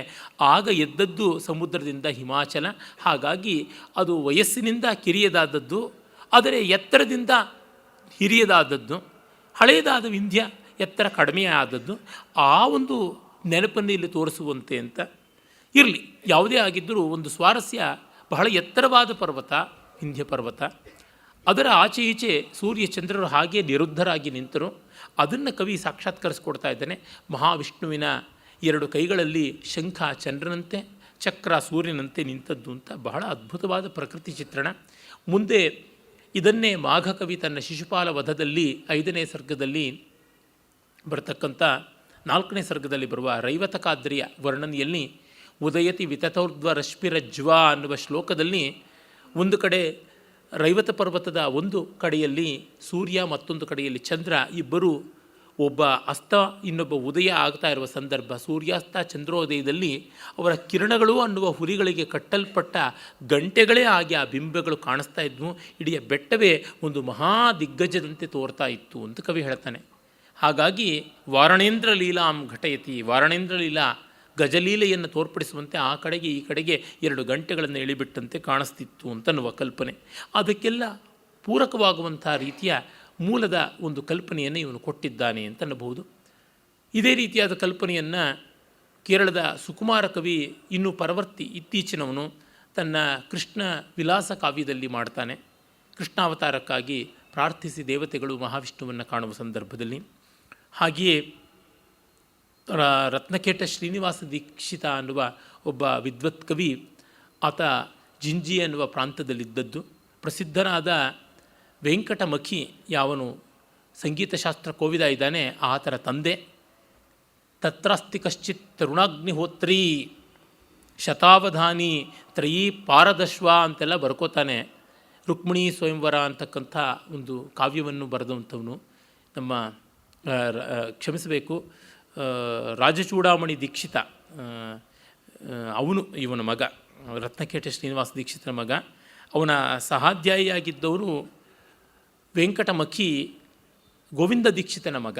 ಗೋವಿಂದ ದೀಕ್ಷಿತನ ಜ್ಯೇಷ್ಠ ಪುತ್ರ ಯಜ್ಞನಾರಾಯಣ ದೀಕ್ಷಿತ, ಅವನ ತಮ್ಮ ವೆಂಕಟಮಖಿ. ಇವರೆಲ್ಲರೂ ನೀಲಕಂಠ ದೀಕ್ಷಿತನ ಬಳಿಯಲ್ಲಿ ವ್ಯಾಸಂಗ ಮಾಡಿದ್ರು ಅಂತ ಗೊತ್ತಾಗುತ್ತದೆ. ಇರಲಿ, ಈ ಶತಾವಧಾನಿ ರತ್ನಕೇಟ ಶ್ರೀನಿವಾಸ ದೀಕ್ಷಿತ ಬರೀತಾರೆ ಅವನ ಕಾವ್ಯದಲ್ಲಿ, ಪೂರ್ವ ಮತ್ತು ಪಶ್ಚಿಮ ಅನ್ನುವ ದಿಕ್ಕುಗಳು ತಾವು ಯುದ್ಧ ಮಾಡೋದಕ್ಕೆ ಹೊರಟಾಗ ಗುರಾಣಿಗಳನ್ನು ಹಿಡ್ಕೊಂಡಂತೆ ಕಾಣಿಸ್ತಾ ಇತ್ತು, ಸೂರ್ಯಚಂದ್ರ ಬಿಂಬಗಳನ್ನು ಅಂತ. ಕಾಶ್ಮೀರದ ಕವಿ ಮಂಖ ತನ್ನ ಶಿವನನ್ನು ಕುರಿತಾದ ವರ್ಣನೀಯ ಕಾವ್ಯ ಯಾವುದುಂಟು, ಶ್ರೀಕಂಠ ಚರಿತ 25 ಸರ್ಗಗಳ ಮಹಾಕಾವ್ಯ, ಅಲ್ಲಿ ಸಾಯಂ ಸಂಧ್ಯಾಕಾಲದಲ್ಲಿ ಶಿವತಾಂಡವಕ್ಕಾಗಿ, ಸಂಧ್ಯಾ ನಟನಕ್ಕಾಗಿ ದಿಗ್ದೇವತೆಗಳೇ ಸೂರ್ಯಚಂದ್ರನ 2 ತಾಳಗಳಂತೆ ಹಿಡಿದು ಇನ್ನೇನು ಆ ಮಂಗಳಮಯವಾದ ಆ ಮಹಸ್ಸಿಗೆ ಆರಂಭ ಮಾಡ್ತಾ ಇದ್ದಾರೆ, ನಾಟ್ಯಕ್ಕೆ ಆರಂಭಕ್ಕೆ ಚಾಲನೆ ಕೊಡ್ತಾ ಇದ್ದಾರೆ ಅನ್ನುವಂತೆ ಕಾಣಿಸ್ತಾ ಇತ್ತು ಅಂತ. ಹೀಗಾಗಿ ಈ ಗುರಾಣಿ ಹಿಡಿದಂತೆ ಕಾಣಿಸುತ್ತದೆ ದಿಕ್ಕುಗಳು, ಸೂರ್ಯಚಂದ್ರರ ಗುರಾಣಿ ಅನ್ನುವ ರತ್ನಕೇಟ ಶ್ರೀನಿವಾಸ ದೀಕ್ಷಿತನಿಗೆ ರತ್ನಕೇಟ ಅಂದರೆ ಗುರಾಣಿ ಅನ್ನುವ ಪ್ರಶಸ್ತಿಯೇ ಬಂತು. ರತ್ನಾಕರನ ಕ್ಷಮಿಸಬೇಕು, ಅದು ಮಂಖನ ನೀಲಕಂಠ ಶ್ರೀಕಂಠ ಚರಿತ ಅಲ್ಲ, ರತ್ನಾಕರನ ಹರವಿಜಯ ಮಹಾಕಾವ್ಯ ಅಲ್ಲಿ ಬರತಕ್ಕಂಥದ್ದು. ರತ್ನಾಕರನ ಹರವಿಜಯ ಮಹಾಕಾವ್ಯದಲ್ಲಿ ಬರುವ ತಾಳದ ವರ್ಣನೆಗಳು 50 ಸರ್ಗಗಳ ಕಾವ್ಯ ಅದು. ಅದಕ್ಕೆ ತಾಳರತ್ನಾಕರ ಅಂತ ಹೀಗೆಲ್ಲ ಹೆಸರು ಬಂತು ಅಂತ ಗೊತ್ತಾಗುತ್ತೆ. ಮಂಖನಿಗೆ ಕರ್ಣಿಕಾರ ಮಂಖ ಅಂತ ಬೇರೆ ಹೆಸರಿತ್ತು. ಇರಲಿ, ಯಾಕೆ ಹೇಳುತ್ತಿದ್ದೀರಿ ಅಂದರೆ, ಒಂದು ಸೂರ್ಯಚಂದ್ರನ್ನೇ ಎಷ್ಟು ತರಹ ವರ್ಣಿಸಬಲ್ಲರು, ಗಂಟೆಗಳ ಥರ ವರ್ಣಿಸಬಲ್ಲರು, ಮತ್ತು ಶಂಖಚಕ್ರಗಳಾಗಿ ವರ್ಣಿಸಬಲ್ಲರು, ಅದೇ ರೀತಿಯಲ್ಲಿ ತಾಳಗಳಾಗಿ ವರ್ಣಿಸಬಲ್ಲರು, ಗುರಾಣಿಗಳಾಗಿ ವರ್ಣಿಸಬಲ್ಲರು, ಬಗೆ ಬಗೆಯಲ್ಲಿ ಮಾಡಬಲ್ಲರು. ಕವಿಗಳು ಏನನ್ನೂ ಮಾಡಬಲ್ಲರು. ಅವರು ಯಾವುದನ್ನು ಇಟ್ಟುಕೊಂಡು ಏನೇನೂ ವರ್ಣಿಸಬಲ್ಲರಾಗಿದ್ದರಿಂದ ಕಾವ್ಯ ರಚನೆಗೆ ಕೊನೆ ಅನ್ನುವುದೇ ಇಲ್ಲ, ಆನಂತ್ಯ ಉಂಟು ಪ್ರತಿಭೆಗೆ ಅಂತ ಆನಂದವರ್ಧನ ಹೇಳಿದಂತೆ ಕಾಣುತ್ತದೆ. ಆ ಚಿತ್ರವನ್ನು ಇಲ್ಲಿ ಕವಿ ತುಂಬ ಚೆನ್ನಾಗಿ ಕೊಡ್ತಾನೆ. ಮತ್ತು ಮುಂದುವರೆದು ಹೇಳ್ತಾನೆ, ಸಮುದ್ರ ಮಥನೆ ಯಸ್ಯ ಭ್ರಮನ್ ಮಂದರ ಖಂಡಿತಾ ತಾರಾ ಇವ ದಿಶೋ ವವೃಹು ಪ್ರದೀಪ್ತಾಂಗದ ಕೋಟೆಯ. ಇನ್ನು ಸಮುದ್ರ ಮಥನ ಕಾಲದಲ್ಲಿ ಮಂದರ ಪರ್ವತ ತಿರುಗ್ತಾ ಇತ್ತಲ್ಲ, ಸಮುದ್ರ ಮಥನೆ ಯಸ್ಯ ಭ್ರಮನ್ ಮಂದರ ಖಂಡಿತಾ ತಾರಾ ಇವ ದಿಶಃ ವವೃಹು ಪ್ರದೀಪ್ತ ಅಂಗದ ಕೋಟೆಯ. ಅವನ ತೋಳಿನ ಅಂಗದಗಳು, ಬಾಹು ಅಂಗದಗಳು ಅಂದರೆ ಯಾವುದನ್ನು ನಾವು ಬಾಜುಬಂದಿ ಅಂತ ಕರಿತೀವಿ, ಮತ್ತು ಕಾಲಿನ ಅಂದುಗೆ ನೂಪುರ, ಅವುಗಳ ಒಂದು ಕಾಂತಿಗೆ ಸಮುದ್ರ ಮಥನದಲ್ಲಿ ಹೇಗೆ ಆ ಸಮುದ್ರದ ಸೀರ್ಪನೆಗಳು ಮಂದರ ಪರ್ವತದಿಂದ ಎದ್ದು ನಕ್ಷತ್ರಗಳಿಗೆ ಸ್ಪರ್ಧೆಯಾದವೋ ಆ ರೀತಿ ಇವನ ಕಾಲಿನ ಕೈಯ ಆಭರಣಗಳ ಕಾಂತಿ ದಿಕ್ಕು ದಿಕ್ಕಿಗೆ ಪ್ರಸರಿಸ್ತಾ ಇತ್ತು. ಅಷ್ಟು ಸುಂದರವಾದ ಅಲಂಕಾರವನ್ನು ಮಹಾವಿಷ್ಣು ಮಾಡಿಕೊಂಡಿದ್ದ. ಇದು ಒಂದು ವಿನೋದ, ಮಲಗೋರಿಗಿಷ್ಟೆಲ್ಲ ಅಲಂಕಾರವ ಅಂತ. ಕನಸಿನಲ್ಲಿ ಫುಲ್ ಮೇಕಪ್ಪಲ್ಲಿ ಕಾಣಿಸ್ಕೊಳ್ಬೇಕಲ್ವಾ ಅಂತ ಅದಕ್ಕೆ ಅಪ್ರಸ್ತುತ ಪ್ರಸಂಗದ ಥರ ಉತ್ತರ ಕೊಡ್ಬೋದು. ಸ್ಥಿತಿ ನಿರ್ಮಾಣ ಸಂಹಾರ ಭೇದ ಯೋಗೇನ ಭೇದಿತ ತ್ರಿಧಾತೆ ಸಮಭೂದ್ಯೋಗ ಸೃಷ್ಟ ಸತ್ವರಜಸ್ತಮಾಹ. ಈಗ ದೇವತೆಗಳು ಹೋಗಿ ಪ್ರಾರ್ಥನೆ ಮಾಡ್ತಾರೆ. ಕಾಳಿದಾಸ ತನ್ನ ಕಾವ್ಯದಲ್ಲಿ ಅಸಾಮಾನ್ಯವಾದ ಪ್ರಾರ್ಥನೆ ಮಾಡಿಸ್ತಾನೆ. ಸುಮಾರು 20-21 ಶ್ಲೋಕಗಳ ಆ ಒಂದು ರಘುವಂಶದ ದಶಮ ಸರ್ಗದ ವಿಷ್ಣು ಸ್ತುತಿ ಮತ್ತು ಕುಮಾರ ಸಂಭವದ 2ನೇ ಸರ್ಗದಲ್ಲಿ ಬರತಕ್ಕಂಥ ಸುಮಾರು ಒಂದು 12-15 ಶ್ಲೋಕಗಳ ಬ್ರಹ್ಮಸ್ತುತಿ, ಮತ್ತು ಅದೇ ಕುಮಾರ ಸಂಭವ ಕಾವ್ಯದ 6ನೇ ಸರ್ಗದಲ್ಲಿ ಮಹಾದೇವನನ್ನು ಸಪ್ತರ್ಷಿಗಳು ಮಾಡ್ತಕ್ಕಂಥ 7-8 ಶ್ಲೋಕಗಳ ಆ ಶಿವಸ್ತುತಿ, ಇದು 3 ಒಂದೇ ಆಗಿದೆ. ಶಿವ ಬೇರೆ ಅಲ್ಲ, ವಿಷ್ಣು ಬೇರೆ ಅಲ್ಲ, ಮತ್ತು ಬ್ರಹ್ಮ ಬೇರೆ ಅಲ್ಲ, ಎಲ್ಲವೂ ಪರಬ್ರಹ್ಮೈಕ ಸ್ವರೂಪ ಅಂತ ತೋರಿಸುವಂಥದ್ದು. ಅದನ್ನೆಲ್ಲವನ್ನು ನೋಡಿದಾಗ ನಮ್ಮ ಈ ಕುಮಾರದಾಸ ಅಷ್ಟು ಸ್ವಾರಸ್ಯವಾಗಿ ಮಾಡಿಲ್ಲ ಸ್ತೋತ್ರವನ್ನು ಅಂತ ಅನಿಸುತ್ತದೆ. ಆದರೂ ಅಡ್ಡಿ ಇಲ್ಲ ಅಂತ ಕೆಲವೊಂದು ಶ್ಲೋಕಗಳಲ್ಲಿ ಇದೊಂದು. ಎಲ್ಲ ಪೂರ್ವ ಕವಿಗಳು ತ್ರಿಮೂರ್ತಿಗಳನ್ನು ಅಭೇದ ರೂಪದಿಂದ ಕಾಣ್ತಾರೆ. ಆ ತ್ರಿಕ್ರಿಯೆಗಳು ಅಂತ ಯಾವುದಿದೆ, ಸರ್ಗ ಸ್ಥಿತಿ ಲಯ ಅಥವಾ ಸೃಷ್ಟಿ ಸ್ಥಿತಿ ಲಯ, ಇವುಗಳನ್ನು ಮಾಡತಕ್ಕಂಥ 3 ಮುಖಗಳು. ಸೃಷ್ಟಿ ಮಾಡುವುದು ರಜೋಗುಣದ ಕೆಲಸ, ಸ್ಥಿತಿ ಅನ್ನುವುದು ಸತ್ವಗುಣದ ಕೆಲಸ, ಲಯ ಅನ್ನುವುದು ತಮಸ್ಸಿನ ಕಾರ್ಯ ಅಂತ ಅದನ್ನು ತೋರಿಸುವಂತೆ ಸ್ಥಿತಿ ನಿರ್ಮಾಣ ಸಂಹಾರ, ಸೃಷ್ಟಿ ಸ್ಥಿತಿ ಮತ್ತು ಲಯ ಅವುಗಳ ಭೇದಯೋಗೇನ ಭೇದಿತ. ಆ ಕೆಲಸಗಳಿಂದ ಕಾರ್ಯದಿಂದ ಕಾರಣನಾದ ನೀನು ಬೇರೆಯಂತೆ ತೋರ್ತಾ ಇದೆಯಾ ಅಂತ. ವಸ್ತುತಃ ಕಾರ್ಯ ಒಂದೇ, ಕಾರ್ಯ ಬೇರೆ, ಕಾರಣ ಒಂದೇ. ಕಾರಣ ಅಂದರೆ ಪರಮಾತ್ಮ, ಆತ ಒಬ್ಬನೇ. ಅದು ಬ್ರಹ್ಮನಾಗಲಿ, ವಿಷ್ಣುವಾಗಲಿ, ಶಿವನಾಗಲಿ, ಶಕ್ತಿಯಾಗಲಿ ಒಂದೇ. ಕಾರ್ಯಭೇದದಿಂದ ನಾವು ಭೇದ ಮೂರ್ತಿಯನ್ನು, ಕಾರಣ ಮೂರ್ತಿಗಳಲ್ಲಿ ಭೇದವನ್ನು ಕಾಣ್ತಾ ಇದ್ದೀವಿ. ತ್ರಿಧಾತೆ ಸಮಭೂದ್ಯೋಗ ಸೃಷ್ಟಸತ್ವ ರಜಸ್ತಮಾಹ ಅಂತ ಹೇಳ್ತಾನೆ. ರಜೋಜುಷೆ ಜನ್ಮನಿ ಸತ್ವಮೂರ್ತಯೇ ಅಂತ ಬಾಣ ಯಾವುದನ್ನು ಕಾದಂಬರಿಯನ್ನು ಆರಂಭ ಮಾಡ್ತಾನೆ ಅಲ್ಲಿ ತ್ರಯೀಮಯ ಯತ್ ತ್ರಿಗುಣಾತ್ಮನೇ ನಮಃ ಅಂತ ತ್ರಿಧಾ ಸತ್ವಮೂರ್ತಿಯಾಗಿ, ರಜೋಮೂರ್ತಿಯಾಗಿ, ತಮೋಮೂರ್ತಿಯಾಗಿ ಕಾಣಿಸಿಕೊಳ್ತೀಯ ಅಂತಲೇ ಆ ಪರಮಾತ್ಮನನ್ನು ಪ್ರಾರ್ಥನೆ ಮಾಡ್ತಾರೆ. ಕೆಲವೇ ಪದ್ಯಗಳಲ್ಲಿ ಮುಗಿಸ್ಬಿಡ್ತಾನೆ. ನೋಡಿ, ಕವಿಗೆ ಗೊತ್ತಿದೆ ತಾನು ಕಾಳಿದಾಸನಂತೆ ಭವ್ಯ ವೇದಾಂತಮಯವಾದ ದಿವ್ಯಸ್ತುತಿಯನ್ನು ಮಾಡಲಾರೆ ಅಂತಲೂ ಏನೋ ಕೆಲವೇ ಪದ್ಯಗಳಲ್ಲಿ ಪೂರ್ಣ ಮಾಡಿ ಮುಂದೆ ವಿಷ್ಣು ಇವರ ಯೋಗಕ್ಷೇಮವನ್ನು ವಿಚಾರಿಸುವಂತೆ ಮಾಡ್ತಾನೆ. ಇದನ್ನು ಮೂಲದಲ್ಲಿ ಅಂದರೆ ರಘುವಂಶದಲ್ಲಿ ಕಾಳಿದಾಸ ಕವಿ ಅಷ್ಟು ವಿಸ್ತರಿಸಿಲ್ಲ. ಆದರೆ ಆ ಸ್ವಾರಸ್ಯವನ್ನೆಲ್ಲ ಕುಮಾರ ಸಂಭವದಲ್ಲಿ ನಾವು ಕಾಣ್ತೀವಿ. ಬ್ರಹ್ಮ ಒಬ್ಬೊಬ್ಬ ದಿಕ್ಪಾಲಕರಿಗೂ ಕೇಳ್ತಾನೆ, ಏನು ನಿಮ್ಮ ಪರಿಸ್ಥಿತಿ ಹೀಗಿದೆಯಲ್ಲ, ಮುಖ ಹೀಗೆ ಬಾಡಿದೆಯಲ್ಲ ಅಂತ ಚಮತ್ಕಾರಕಾರಕವಾಗಿ ಕೇಳ್ತಾನೆ. ಇಲ್ಲಿ ವಿಷ್ಣು ಆ ಕೆಲಸವನ್ನು ಮಾಡುವಂತೆ ಕುಮಾರದಾಸ ಚಿತ್ರಿಸ್ತಾನೆ. ಹರೇರ್ಧ್ಯಾನಾರುಣ ಶೋಕ ಕ್ಷಾಮ ನೇತ್ರ ಪರಂಪರ ಬಿಭರ್ತಿ ಕಿಂ ಪರಿಮ್ಲಾನ ರಕ್ತೋತ್ಪಲವನಶ್ರಿಯಂ ಕೇಳ್ತಾ ಇದ್ದಾನೆ. ಇದೇನು ಇಂದ್ರನ ಕಣ್ಣುಗಳೆಲ್ಲ ಕೆಂಪಾಗಿವೆಯಲ್ಲ, ಹರೇಹೆ ಧ್ಯಾನಾರುಣ, ಏನಪ್ಪ ರಾವಣನ ಹೇಗೆ ಎದುರಿಸೋದು ಅನ್ನುವ ಚಿಂತೆ ಮಾಡಿಕೊಂಡು ಕಣ್ಣು ಕೆಂಪಾಗಿದೆ. ಒಂದ ಎರಡ ಕಣ್ಣು, 1000 ಕಣ್ಣುಗಳು. ಶೋಕಕ್ಷಾಮ ನೇತ್ರ ಪರಂಪರ, ಯೋಚನೆ ಮಾಡಿ ಕೆಂಪಾಗಿ ಒಣಗಿ ಸೀದು ಕಂಗಾಲಾಗಿದೆ. ಬಿಭರ್ತಿ ಕಿಂ ಪರಿಮ್ಲಾನ ರಕ್ತೋತ್ಪಲ ವನಶ್ರೀಂ, ಮುದುಡಿ ಹಿಸುಕಿ ಹಾಕಿದ ಕೆಂದಾವರೆಗಳ ಸಮೂಹದಂತೆ ಕಾಣಿಸ್ತಾ ಇದೆ ಅಂತ. ಅರಳಿದ ತಾವರೆ ಅಲ್ಲ, ಕೆಂಪಾಗಿದೆ ಕಣ್ಣು. ನಿದ್ರೆಯಿಂದ ಕೆಂಪಾಗಿರೋದು, ನಿದ್ರೆಯಿಂದೆದ್ದು ಕೆಂಪಾಗಿರೋದು ಒಂದು ರೀತಿ, ಮದ್ಯವಿಕಾರದಿಂದ ಕೆಂಪಾಗಿರೋದು ಒಂದು ರೀತಿ, ಆದರೆ ಚಿಂತಾಕ್ಷಾಮದಿಂದ ಕುಗ್ಗಿ ಕೆಂಪಾಗಿರೋದು ಮತ್ತೊಂದು ರೀತಿ. ಅದಕ್ಕೆ ಪರಿಮ್ಲಾನ ಅಂತ ಒಣಗಿದ, ಹಿಸುಕಿ ಹಾಕಿದ ರಕ್ತೋತ್ಪಲ ವನಶ್ರಿಯಂ ಅಂತ. ಅಲ್ಲಿ ತಥೋ ಮಂದಾನಿಲೋದ್ಧೂತ ಕಮಲಾಕರ ಶೋಭಿನ ಗುರುಂ ನೇತ್ರ ಸಹಸ್ರೇಣ ನೋದಯಾಮಾಸ ವಾಸವಃ ಅಂತ ಯಾವ ಕುಮಾರ ಸಂಭವದಲ್ಲಿ ಹೇಳ್ತಾನೆ. ಅಲ್ಲಿ ಮತ್ತೆ ಕಮಲ ಸರೋವರಕ್ಕೆ ಇಂದ್ರನ ಕಣ್ಣುಗಳನ್ನು ಒಪ್ಪ ಇಟ್ಟಿರ್ತಕ್ಕಂಥದ್ದು. ಬೃಹಸ್ಪತಿ ಕಡೆಗೆ ತಿರುಗಿ ನೋಡ್ತಾನಂತೆ ಇಂದ್ರ, ನಮ್ಮ ಕಷ್ಟಗಳನ್ನು ನೀನೇ ಹೇಳೋ, ನೀರ್ತಾನೆ ನಮ್ಮ ಗುರು ಆಚಾರ್ಯ ವಾಕ್ಪತಿ ಗೀಷ್ಪತಿ, ಹಾಗಾಗಿ ಹೇಳು ಅಂತಂದರೆ ಆ 1000 ಕಣ್ಣುಗಳನ್ನು ಒಮ್ಮೆಲೆ ಆ ಕಡೆಗೆ ತಿರುಗಿಸಿದ್ರೆ ಒಂದು ಮಂದಾನಿಲಕ್ಕೆ ತುತ್ತಾದ ಕಮಲ ಸರೋವರದ ಕಮಲಗಳೆಲ್ಲ ಒತ್ತಟ್ಟಿಗೆ ಬಂದವು ಅಂತ ಸುಂದರವಾದ ಹೋಲಿಕೆ. ಆ ಥರದ್ದನ್ನು ತೆಗೆದುಕೊಂಡು ಪ್ರಾಯಶಃ ಸ್ಫೂರ್ತಿಯನ್ನು ಪಡೆದಿದ್ದಾನೆ ಅನಿಸುತ್ತೆ. ಮತ್ತು ಕೇಳ್ತಾನೆ, ಒಬ್ಬೊಬ್ಬ ದಿಕ್ಪಾಲಕರನ್ನು ಪ್ರಶ್ನೆ ಮಾಡ್ತಾ ಅಲ್ಲಿಯ ಕೆಲವು ಪದ್ಯಗಳು. ಕಿಮಯಂ ಶೋಕ ಸಂತಾಪೈರ್ ಮಾತರಿಶ್ವಾಕೃಶೋಪಿ ಸನ್ ಭೂರಿಭಿರ್ ನಿಜ ನಿಶ್ವಾಸೈ ಪುನರೇವೋಪಚೀಯತೆ. ವಾಯವ್ಯ ದಿಕ್ ಅಧಿಪತಿ ಏನು ಶೋಕ ಸಂತಾಪೈ ಮಾತರಿಶ್ವಾಕೃಶೋಪಿ ಸನ್, ರಾವಣನ ವಿಜೃಂಭಣೆಯಿಂದ ದಿಕ್ಪಾಲಕರು ದೀನರಾಗಿದ್ದಾರೆ, ವಿಶೀರ್ಣರಾಗಿದ್ದಾರೆ. ಶೋಕದಿಂದ ನೀನು ಸೊರಗಿದ್ದರೂ ಕೂಡ ಮತ್ತೆ ಮತ್ತೆ ಏದುಸಿರು ಬಿಟ್ಟುಕೊಂಡು ಮೈ ತುಂಬಿಕೊಂಡಂತೆ ಕಾಣಿಸ್ತಾ ಇದೆಯಲ್ಲ ಅಂತ. ಗಾಳಿ ಹೀಗೆ ತುಂಬಿಕೊಂಡ್ರೆ ಸಾಕು ಮೈಯೆಲ್ಲ ತುಂಬಿಕೊಳ್ಳುತ್ತೆ, ಹೀಗೆ ಬಿಟ್ಟರೆ ಸಾಕು ಸೊರಗುತ್ತದೆ. ಹೀಗೆ ಪುನರೇವ ಉಪಚೀಯತೆ. ಮತ್ತು ಹೇಳ್ತಾನೆ, ಸಂಪದ್ಧ್ರುವ ಪರಾವೃತ್ತಿರ್ ಏವಂ ವಿಧಿ ನಿಬಂಧನ ಶೋಕ ವಿಶ್ವಭುಜ ಸೋಯಂ ದಹ್ಯತೆ ದಹನೋಪಿ ಸನ್. ಅಗ್ನಿ ಎಲ್ಲವನ್ನೂ ಸುಡ್ತಕ್ಕಂಥ ಅವನು ತಾನೇ ತನ್ನ ಶೋಕಾಗ್ನಿಯಲ್ಲಿ ಸುಟ್ಟು ಹೋಗ್ತಾ ಇದ್ದಾನಲ್ಲ, ಇದಕ್ಕೆ ಕಾರಣ ಏನು ಅಂತ. ಸಂಪ್ರಾಪ್ತ ಜಡಿಮಾ ಭಾನು ತೀವ್ರತಾಪಶ್ಚ ಚಂದ್ರಮಾ ಕಿಮೇತೋ ವಹತೋ ದೇವೋ ಧಾಮ ವ್ಯತ್ಯ ವಿಪ್ಲವಂ. ಬಿಸಿಗದಿರ, ಬೆಂಗದಿರ, ಇಂಗದಿರ, ತಂಗದಿರ ಅಂತ ಸೂರ್ಯ ಚಂದ್ರನನ್ನು ಹಳಗನ್ನಡದಲ್ಲಿ ಹೇಳ್ತೀವಿ. ಅಂದರೆ ಬಿಸಿಯಾದ ಕಿರಣಗಳನ್ನು ಸೂಸ್ತಕ್ಕಂಥವನು ಸೂರ್ಯನಾದರೆ, ತಂಪಾದ ಕಿರಣಗಳನ್ನು ಬೀರುವಂಥವನು ಚಂದ್ರ ಅಂತ. ಇವಾಗ ಸೂರ್ಯ ಚಿಂತಾಕುಲನಾಗಿ ತಣ್ಣಗಾಗ್ಬಿಟ್ಟಿದ್ದಾನೆ, ತೆಪ್ಪಗೆ ಥಂಡ ಆಗಿದ್ದಾನೆ. ಚಂದ್ರ ತುಂಬ ತಾಪದಲ್ಲಿ ಬಿಸಿಯಾಗಿದ್ದಾನೆ. ಹೀಗಾಗಿ ನಿನ್ನ ಕೆಲಸ ಅವನ ಕೆಲಸ ನೀನು ಮಾಡುವುದು, ಇದೇನು ಯುಗ ವಿಪರೀತ. ಸೂರ್ಯ ಚಂದ್ರನಾಗಿ, ಚಂದ್ರ ಸೂರ್ಯನಾಗಿ ಬರ್ತಕ್ಕಂಥದ್ದು ಹೇಗೆ ಅಂತ ತುಂಬ ಒಳ್ಳೆಯ ಚಮತ್ಕಾರವಿದೆ. ಶುಚೈವ ಸಗದ ಸೋಯಂ ಭೂಯ ಕಿಂ ಧೃತಯಾನಯ ಇತಿ ತ್ಯಕ್ತ ಗದಾ ನೂನಂ ಮಿತ್ರೇಣ ಗಿರಿಧನ್ವನಃ. ಇನ್ನು ಈಶಾನ್ಯ ದಿಗಧಿಪತಿ ಶುಚೈವ ಸಗದಃ, ದುಃಖದಿಂದಲೇ ಎಂಬಂತೆ ವಿಷ ಕುಡಿದು ಬಿಟ್ಟಿದ್ದಾನಾ, ಅಥವಾ ಗಂಟಲಲ್ಲಿ ಹಿಡ್ಕೊಳ್ಳೋದೇನು ಒಡಲಿಗೆ ತುಂಬಿಸ್ಕೊಂಡು ಬಿಡೋಣವಾ ಅಂತ ಅಂದ್ಕೊಂಡಿದ್ದಾನ, ಇದು ಏನು ಹೀಗಿದಾನ ಅಂತನ್ನುವಂಥದ್ದು.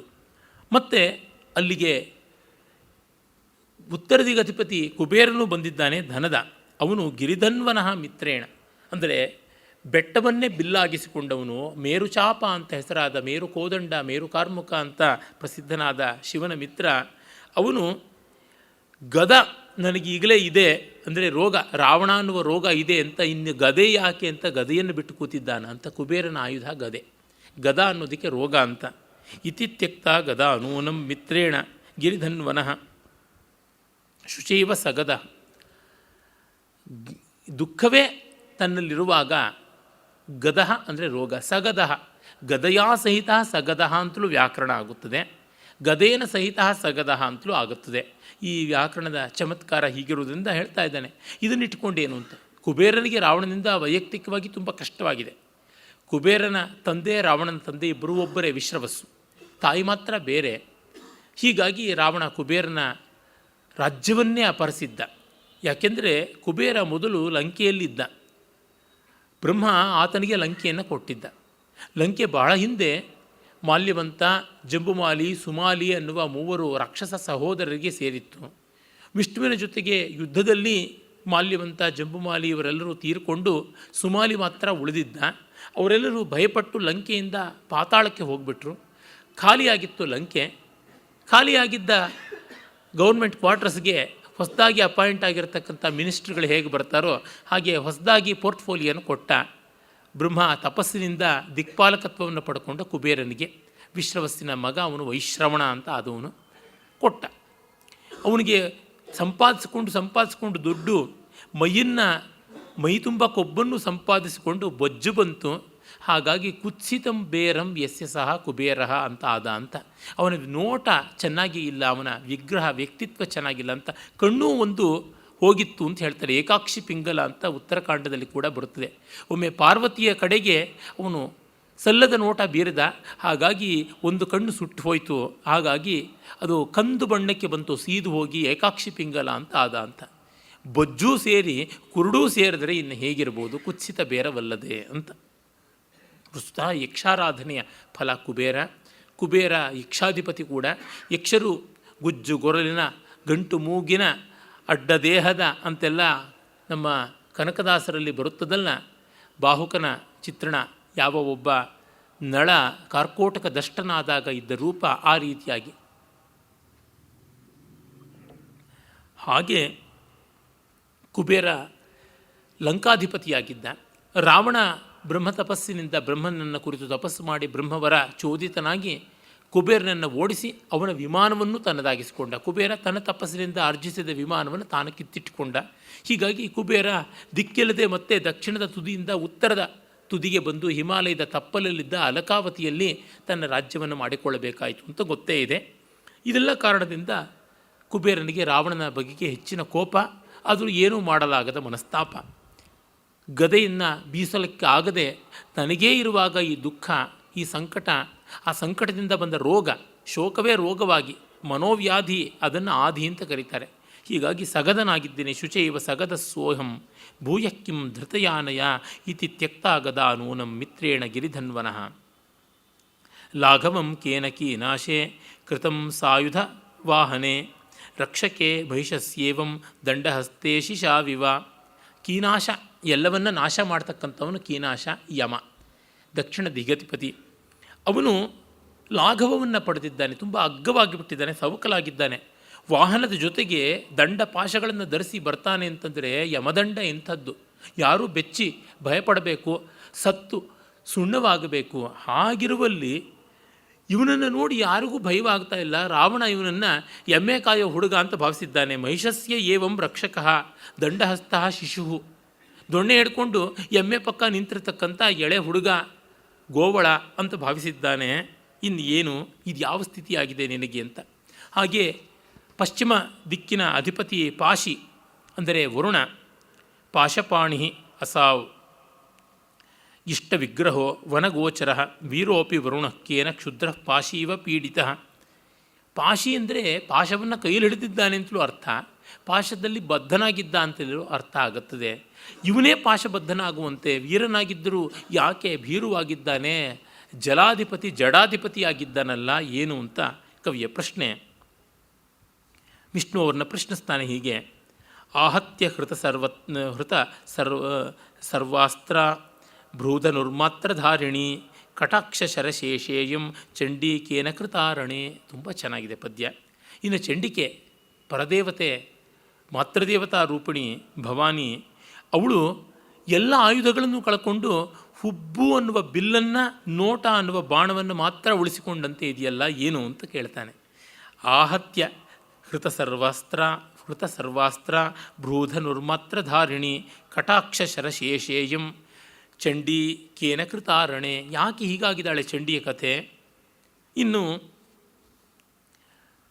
ಪ್ರಮತೇಶ್ವರ ಪ್ರಮತಾನಾಂ ಅಧೀಶಸ್ಯ ಮಾತಕಸ್ಯ ಸುರದ್ವಿಷಾಂ ಕೂಟಸ್ಥೋಪಿ ಶೇಷ ವೈಕೃತಂ ಕಿನ್ನು ಸೇವತೆ. ಪ್ರಮತಾಧೀಶ್ವರ, ಪ್ರಮತಪತಿ, ಗಣಾಧೀಶ್ವರ ಗಣಪತಿ. ಅವನು ಗಜಾಸ್ಯ, ಗಜಮುಖ. ನೋಡಿದ್ರೆ ಅವನ ಮದವನ್ನೆಲ್ಲ ಇಳಿಸಿಬಿಟ್ಟು ತೆಪ್ಪಗೆ ಅವನನ್ನು ಒಂದು ಕಡೆ ಕೂಡಿಸಿಬಿಟ್ಟಂತೆ ಕಾಣಿಸ್ತಾ ಇದ್ದಾರೆ. ಕೂಟಸ್ಥ ಅಂತಂದರೆ ಸರ್ವೋತ್ಕೃಷ್ಟನಾದವನು ಅಂತ, ಒಂದು ಕಡೆ ತೆಪ್ಪಗಿರ್ತಕ್ಕಂಥವನು ಅಂತಲೂ ಅರ್ಥ. ಕೂಟಸ್ಥಂ ಅಚಲಂ ಅಂತೆಲ್ಲ ಭಗವದ್ಗೀತೆಯಲ್ಲಿ ಬರುತ್ತದಲ್ಲ, ಒಂದು ತುದಿಯಲ್ಲಿರ್ತಕ್ಕಂಥವನು ಅಂದರೆ ಶಿಖರ ಸ್ಥಿತಿ ಅವನದು ಅಂತ ಒಂದು ಅರ್ಥ ಬರುತ್ತದೆ. ಮತ್ತೊಂದು ತೆಪ್ಪಗೆ ನಿರ್ವಿಕಾರವಾದ ನಿಷ್ಕ್ರಿಯವಾದ ಸ್ಥಿತಿಯಲ್ಲಿರ್ತಕ್ಕಂಥದ್ದು. ಮತ್ತು ಮದ ಇದ್ದದ್ದನ್ನು ಇಳಿಸಿಬಿಟ್ಟು ತೆಪ್ಪಕ್ಕೆ ಕೂಡಿಸಿಬಿಡ್ತಾರಲ್ಲ, ಕೊಬ್ಬೇರಿ ಸೊಕ್ಕೇರಿ ಕುಣಿತಕ್ಕಂಥ ಕೊಬ್ಬಿನ ಗೋವನ್ನಾಗಲಿ ಕೊಬ್ಬಿನ ಗೂಳಿಯನ್ನಾಗಲಿ ಬಗ್ಗಿಸುವ ಕೆಲಸ ಮಾಡಿದ ಮೇಲೆ ಅದೊಂದು ಕಡೆ ತೆಪ್ಪಗಿರುತ್ತದಲ್ಲ, ಆ ರೀತಿ ಆಗಿದೆಯಲ್ಲ ಗಣಪತಿಯ ಸ್ಥಿತಿ. ಇದೇನು? ಇನ್ನು ಮನ್ಮಥನಲ್ಲ, ಗರುಡ ತನ್ನ ವಾಹನವೇ ಆಗಿದ್ದಾನೆ. ಆದರೂ ಗರುಡ ಪಕ್ಷಿಣಾಮಧಿಪತಿ, ಪಕ್ಷಿಗಳ ರಾಜ, ಪಕ್ಷಿ ಪ್ರಪಂಚದ ಬಾಧ್ಯತೆ ಅವರದು. ಅವನು ಬಂದಿದ್ದಾನೆ ಕೇಳುವುದಕ್ಕೆ. ವಕ್ತ್ರಶ್ವಾಸಾಗ್ನಿ ಪಿಂಗಾಂಗ ಕರ್ಕೋಟಾಬದ್ಧ ಕಂಧರ ನಾಗಶೋಣಿತ ದಿಗ್ಧಾಸ್ಯ ಸ್ತಾರ್ಕ್ಷ್ಯೋ ರಾಜಶುಕಾಯತೆ. ಕೊರಳಿನ ಮೇಲೆ ಉತ್ತರೀಯದಂತೆ ಮೇಲಿಂದ ಶಾಲನ್ನು ಹಾಕ್ಕೊಳ್ಳುವಂತೆ, ಮಫ್ಲರನ್ನು ಹಾಕ್ಕೊಳ್ಳುವಂತೆ ಕಾರ್ಕೋಟಕ ನಾಗನನ್ನು ಧರಿಸಿದ್ದಾನೆ. ಅವನು ನಾಗಾಭರಣನೇ ಗರುಡ. ಹಸಿವಾದರೆ ಒಂದೊಂದು ಒಡವೆಗಳನ್ನೇ ತಿಂದುಬಿಡೋದಷ್ಟೇ. ಹಿಂದೆ ಎಲ್ಲ ಬೊಂಬಾಯಿ ಮಿಠಾಯಿ ಅಂತ ಬರ್ತಾ ಇತ್ತು. ಇಲ್ಲಿ ಹಿರಿಯರಿಗೆ ಗೊತ್ತಿರಬಹುದು. ರಸ್ತೆಯಲ್ಲಿ ಒಂದು ಹೆಣ್ಣು ಗೊಂಬೆಯ ಅಲಂಕಾರವನ್ನು ಒಂದು ಬಿದಿರಿನ ಬೊಂಬಿಗೆ ಮಾಡಿಕೊಂಡು ಅದರ ನಡುವಿಗೆ ತುಂಬ ಅಂಟಿನ ಒಂದು ಮಿಠಾಯಿಯನ್ನು ಮುದ್ದೆ ಮಾಡಿಕೊಂಡು ಅಂಟಿಸಿಕೊಂಡು ಬರ್ತಾಯಿದ್ರು. ಎಲ್ಲರಿಗೂ ಗಡಿಯಾರ, ಬಳೆ, ಮೂಗ್ಬಟ್ಟು, ಕಿವಿ ಓಲೆ, ಕೊರಳಸರ ಎಲ್ಲ ಮಾಡಿಕೊಡ್ತಾಯಿದ್ರು. ಈ ಆಭರಣದಂತೆ ಗರುಡ ಹಾಕ್ಕೋತಾ ಇದ್ದ ಈ ನಾಗ ಸಂಕುಲವನ್ನು ಅಂತ ಅನಿಸುತ್ತದೆ. ಹಸಿವಾದರೆ ಒಂದಾಗಿ ತಿಂದುಬಿಡುವುದು. ನಾವು ಹಾಗೆ ಕೈಗೆ ವಾಚು, ಕೊರಳಿಗೆ ಸರವನ್ನು ನೆಕ್ಕಿ ಕಡೆಗೆ ಅದನ್ನು ಇಲ್ಲವಾಗಿ ಮಾಡ್ತಕ್ಕಂಥದ್ದು ಆ ಥರ ಇತ್ತು. ಹಾಗೆ ಈ ಗರುಡನ ರೀತಿ ಸರ್ಪಾಧೀಶ್ವರರನ್ನೇ ಅಲಂಕಾರ ಮಾಡಿಕೊಂಡವನು ಈಗ ಪಾಪ ಬಡಪಾಯಿ ಸರ್ಪಗಳನ್ನು ಕೊಕ್ಕಿಂದ ಕುಕ್ಕಿ ತಿಂದು ಕೊಕ್ಕು ಕೆಂಪಾಗಿ ಗರುಡನ ಗರುಡತ್ವ ಬಿಟ್ಟು ಈಗ ಅರಗಿಳಿಯಂತೆ ಆಗಿದ್ದಾನೆ. ಪಂಜರಸ್ಥ ಶುಕದಂಥ ಸ್ಥಿತಿ ಅವನಿಗೆ ಬಂದಿದೆ ಅಂತ. ತಾರ್ಕ್ಷ್ಯ ರಾಜಕೀರಾಯತೆ ರಾಜಶುಕಾಯತೆ ಅಂತ ಹೇಳ್ತಾ ಇದ್ದಾನೆ ಕವಿ. ಸಾಗ್ನಿಜಿಹ್ವಾ ತಡಿಜ್ವಾಲ ನದ್ಧಾಚಾಸ್ಯ ಫಣಾವಲಿ ಕಿಮ್ನು ಮ್ಲಾಯತಿ ವರ್ಷಾಂತೆ ಘನಶ್ರೇಣೀವ ವಾಸುಕೇಹೆ. ಇನ್ನು ಸರ್ಪಾಧೀಶ್ವರ ವಾಸುಕಿ ಕೂಡ ಪಾತಾಳದಿಂದ ಬಂದಿದ್ದಾನೆ. ಅವನ ಒಂದೊಂದು ನಾಲಿಗೆಯು ಬೆಂಕಿಯ ಜ್ವಾಲೆಯಂತೆ ಇದೆ. ಸಾಗ್ನಿ ಜಿಹ್ವಾ ತಡಿಜ್ವಾಲ ನದ್ಧಾಚಾಸ್ಯ ಫಣಾವಲಿ. ಮಿಂಚಿನ ಕುಡಿಗಳೆಂಬಂತೆ, ಬೆಂಕಿಯ ತುದಿಗಳೆಂಬಂತೆ ಇರ್ತಕ್ಕಂಥ ಆ ನಾಲಿಗೆಗಳು ಈಗ ಮಳೆಗಾಲದಲ್ಲಿ ಮಿಂಚನ್ನು ಕಳ್ಕೊಂಡ ಮೋಡದಂತೆ ಆಗಿದೆ ಅವನ ಮುಖ ಅಂತ. ಕಪ್ಪಗಾಗಿದ್ದಾನೆ, ಸಪ್ಪಗಾಗಿದ್ದಾನೆ, ಬೆಪ್ಪಾಗಿದ್ದಾನೆ. ಇದಕ್ಕೆ ಕಾರಣ ಏನು ಅಂತ ಕವಿ ಕೇಳ್ತಾ ಇದ್ದಾನೆ. ಆಗ ಆರಂಭ ಮಾಡ್ತಾನೆ. ಆಗ ಬೃಹಸ್ಪತಿ ಹೇಳ್ತಾನೆ. ಇಲ್ಲಿ ನೋಡಿ ಕಾಳಿದಾಸನನ್ನು ಎಷ್ಟು ಶ್ರದ್ಧೆಯಿಂದ ಅನುಕರಿಸ್ತಾನೆ ಅಂದರೆ ಕುಮಾರ ಸಂಭವದಲ್ಲಿ ಬೃಹಸ್ಪತಿಯೇ ಹೇಳ್ತಾನೆ. ಇಲ್ಲಿ ಅದೇ ರೀತಿಯಲ್ಲಿ ಪೃಷ್ಟವಂತಮತಿ ಇತಿ ಪೃಷ್ಟ ಪ್ರಾಜ್ಞ ಪ್ರಾಂಜಲಿರವ್ಯಯಂ ದಿಷಣ ಗಮ್ಯಂ ಜಗದೀಶ್ವರಂ. ಈ ರೀತಿಯಾದ ಫ್ರೇಸಿಯಾಲಜಿ ಕಾಳಿದಾಸಂದು. ಮುನೇಸ್ತನೂಜಂ ಮನುವಂಶಕೇತುಂ ಅಂತ ಇವನು ಬಳಸ್ತಾನಲ್ಲ, ಅದೇ ವಿಸ್ಮಾಪಯನ್ ವಿಸ್ಮಿತಮಾತ್ಮವೃತ್ತಂ ಸಿಂಹೋರು ಸತ್ವಂ ನಿಜಗಾದ ಸಿಂಹ ಅರ್ಘ್ಯಂ ದದೋತಂ ಯಮನರ್ಘಶೀಲ. ಹೀಗೆಲ್ಲ ಆ ಕಾಳಿದಾಸನ ಒಂದು ಶಬ್ದಶಯ್ಯೆಯನ್ನು ಅವನು ಹಾಗೆ ತೆಗೆದುಕೊಳ್ತಾನೆ. ಬೃಹಸ್ಪತಿ ಸುರಾಚಾರ್ಯ ಧಿಷಣೋ ಗುರು ಜೀವಾಂಗೀರಸೋ ವಾಚಸ್ಪತಿ ಅಂತೆಲ್ಲ ಅಮರಕೋಶದ ಮಾತುಗಳು. ಧಿಷಣ ಅಂತಂದರೆ ಬುದ್ಧಿಶಕ್ತಿ ಅಂತಲೂ ಅರ್ಥ, ಸ್ತ್ರೀಲಿಂಗದಲ್ಲಿ ಧಿಷಣ ಅಂತಂದರೆ ಬೃಹಸ್ಪತಿ ಅಂತ. ಅವನು ಹೇಳ್ತಾನೆ ಏನು ಮಾಡೋದು. ಸಮಹೌಜ ಜಗನ್ನಾಶ ಫಲಾಯ ಫಲಸಾಧನ ನಿರ್ವಿಕಾರಶ್ಚಿರಂ ಚೀರಿ ಚಚಾರ ಚ ಮಹತ್ತಪಃ. ರಾವಣಾಸುರ ನಿರ್ವಿಕಾರವಾಗಿ ಮೊದಲು ತಪಸ್ಸು ಮಾಡ್ದ. ಅವನು ಮೊದಲು ತನ್ನ ಬಲವನ್ನು ತಾನು ಸಂಪಾದಿಸ್ಕೊಂಡು ಬಿಟ್ಟ. ಮಹೌಜಾಹ, ಅದನ್ನು ನಾವು ಮೆಚ್ಚಬೇಕು. ಅವನು ಮಹಾ ಓಜಸ್ಸಿದ್ದಂಥವನು. ಜಗನ್ನಾಶ ಫಲಾಯ, ಲೋಕಕಂಟಕನಾಗಬೇಕು ಅಂತಲೇ ಫಲಸಾಧನ, ತಪಃಫಲವನ್ನು ಸಾಧನೆ ಮಾಡ್ಕೊಳ್ಳೋದಕ್ಕೆ ನಿರ್ವಿಕಾರವಾಗಿ ಯಾವ ಅಪ್ಸರ ಸ್ತ್ರೀಯರು ಮತ್ತೊಂದು ಯಾವುದೇ ಪ್ರಲೋಭನೆಯನ್ನು ವಿಕಾರ ಸಂದರ್ಭಗಳನ್ನು ಇಂದ್ರ ಒಡ್ಡಿದರೂ ಕೂಡ ಚೀರಾಂಬರಧಾರಿಯಾಗಿ ಮಹತ್ತಪಶ್ಚಚಾರ, ಮಹತ್ತಾದ ತಪಸ್ಸನ್ನು ಮಾಡಿದ. ಇಲ್ಲಿ ನೋಡಿ, ಚಿರಂ ಚೀರಿ ಚಚಾರ, ಚಚಾರ ಚ, ಅಲ್ಲಿ ಚಾರ ಎರಡೇ ಅಕ್ಷರಗಳಿದೆ. ಚಾರು ಚುಂಚುಚ್ಚರ, ಚೀರೆ ಚೀರಿ ಚೇರು ಅಂತ ನಮ್ಮ ಭಾರವಿಯ ಕಿರಾತಾರ್ಜುನೀಯದ ಒಂದು ದ್ವ್ಯಕ್ಷರ ಬರುತ್ತೆ. ಚಾರು ಚುಂಚುಶ್ಚಿರಾಚೇರಿ ಅಂತನ್ನುವಲ್ಲಿ ಚೀರಿ ಚಚಾರ ಆ ಶಬ್ದಗಳನ್ನೆಲ್ಲ ತಂದು ಅರ್ಜುನ ಸೊಗಸಾಗಿರ್ತಕ್ಕಂಥ ನಾರುಬಟ್ಟೆ ಉಟ್ಟವನು ಶಿವಗಣಗಳ ಜೊತೆಗೆ ಕಿರಾತಾರ್ಜುನಿಯ ಪ್ರಸಂಗದಲ್ಲಿ ಯುದ್ಧ ಮಾಡ್ದ ಅಂತ ವರ್ಣಿಸ್ತಾನೆ. ಆ ಫ್ರೇಸಸ್ಸನ್ನು ಇವನು ಹಾಗೆ ತೆಗೆದುಕೊಳ್ತಾನೆ.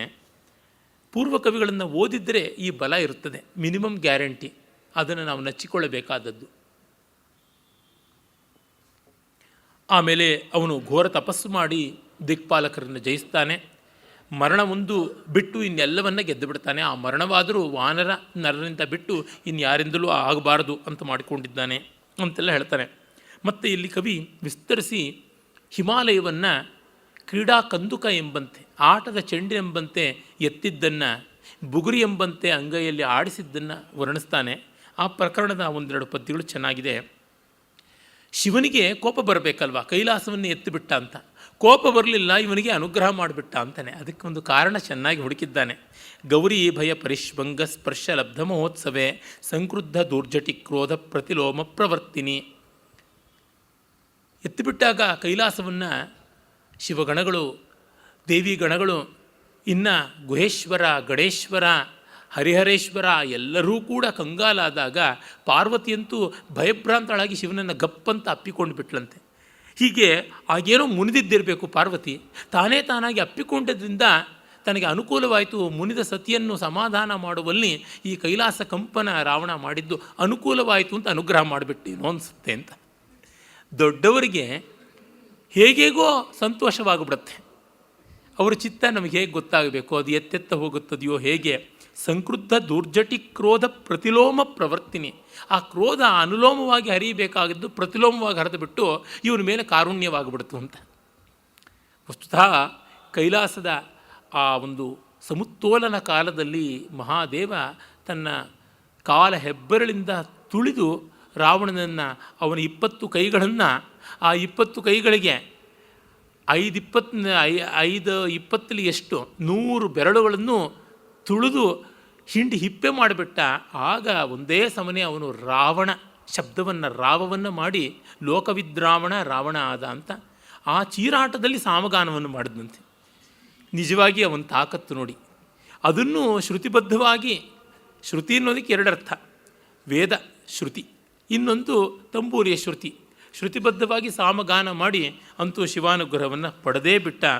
ತಂದೇ ವಂಶಿರೋ ಶಿರಶ್ಛೇದ ವ್ರಣಚಕ್ರೈರ ಪೂಜಯತ್ ನೀಲಕುಟ್ಟಿಮ ವಿನ್ಯಸ್ತೈರ್ಮಂಡಲೈರಿವ ಕೌಂಕುಮೈ.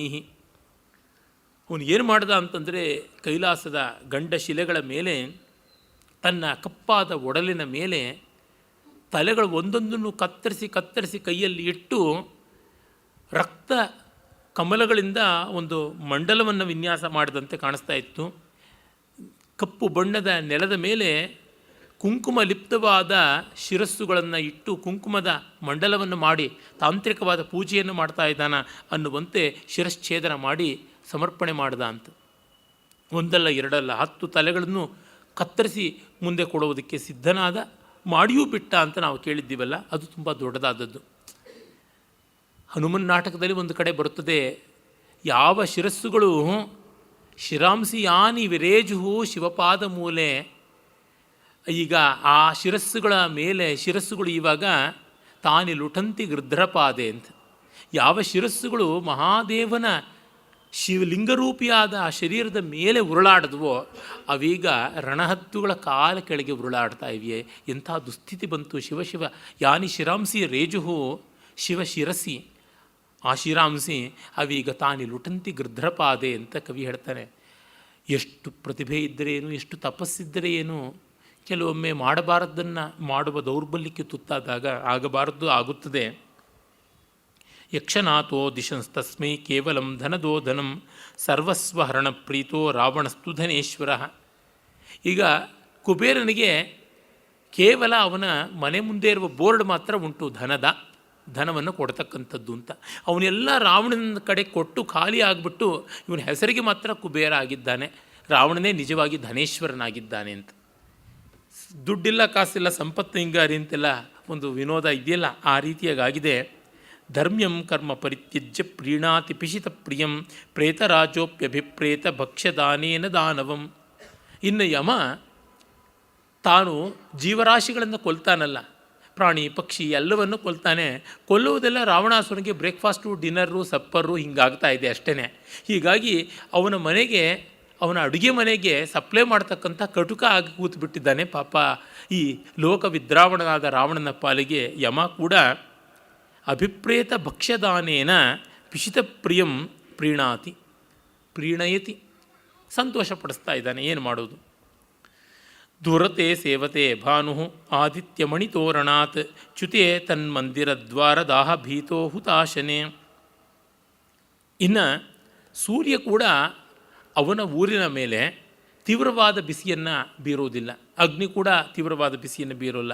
ಯಾಕೆಂದರೆ ಅವನ ಸ್ವರ್ಣ ತೋರಣದ್ವಾರಗಳು ಯಾವುದಿವೆ, ಬಂಗಾರದ ತೋರಣದ್ವಾರಗಳು, ಕಮಾನಗಳು, ಅವುಗಳ ಮೇಲೆ ಈ ಪ್ರಖರವಾದ ತಾಪ ಬಿದ್ದು, ಯಾಕೆಂದರೆ ಅವು ದಿಗಂತ ವ್ಯಾಪ್ತವಾಗಿವೆ, ಆಶಾಂತವಾಗಿವೆ, ಆಕಾಶದವರೆಗೂ ಇವೆ.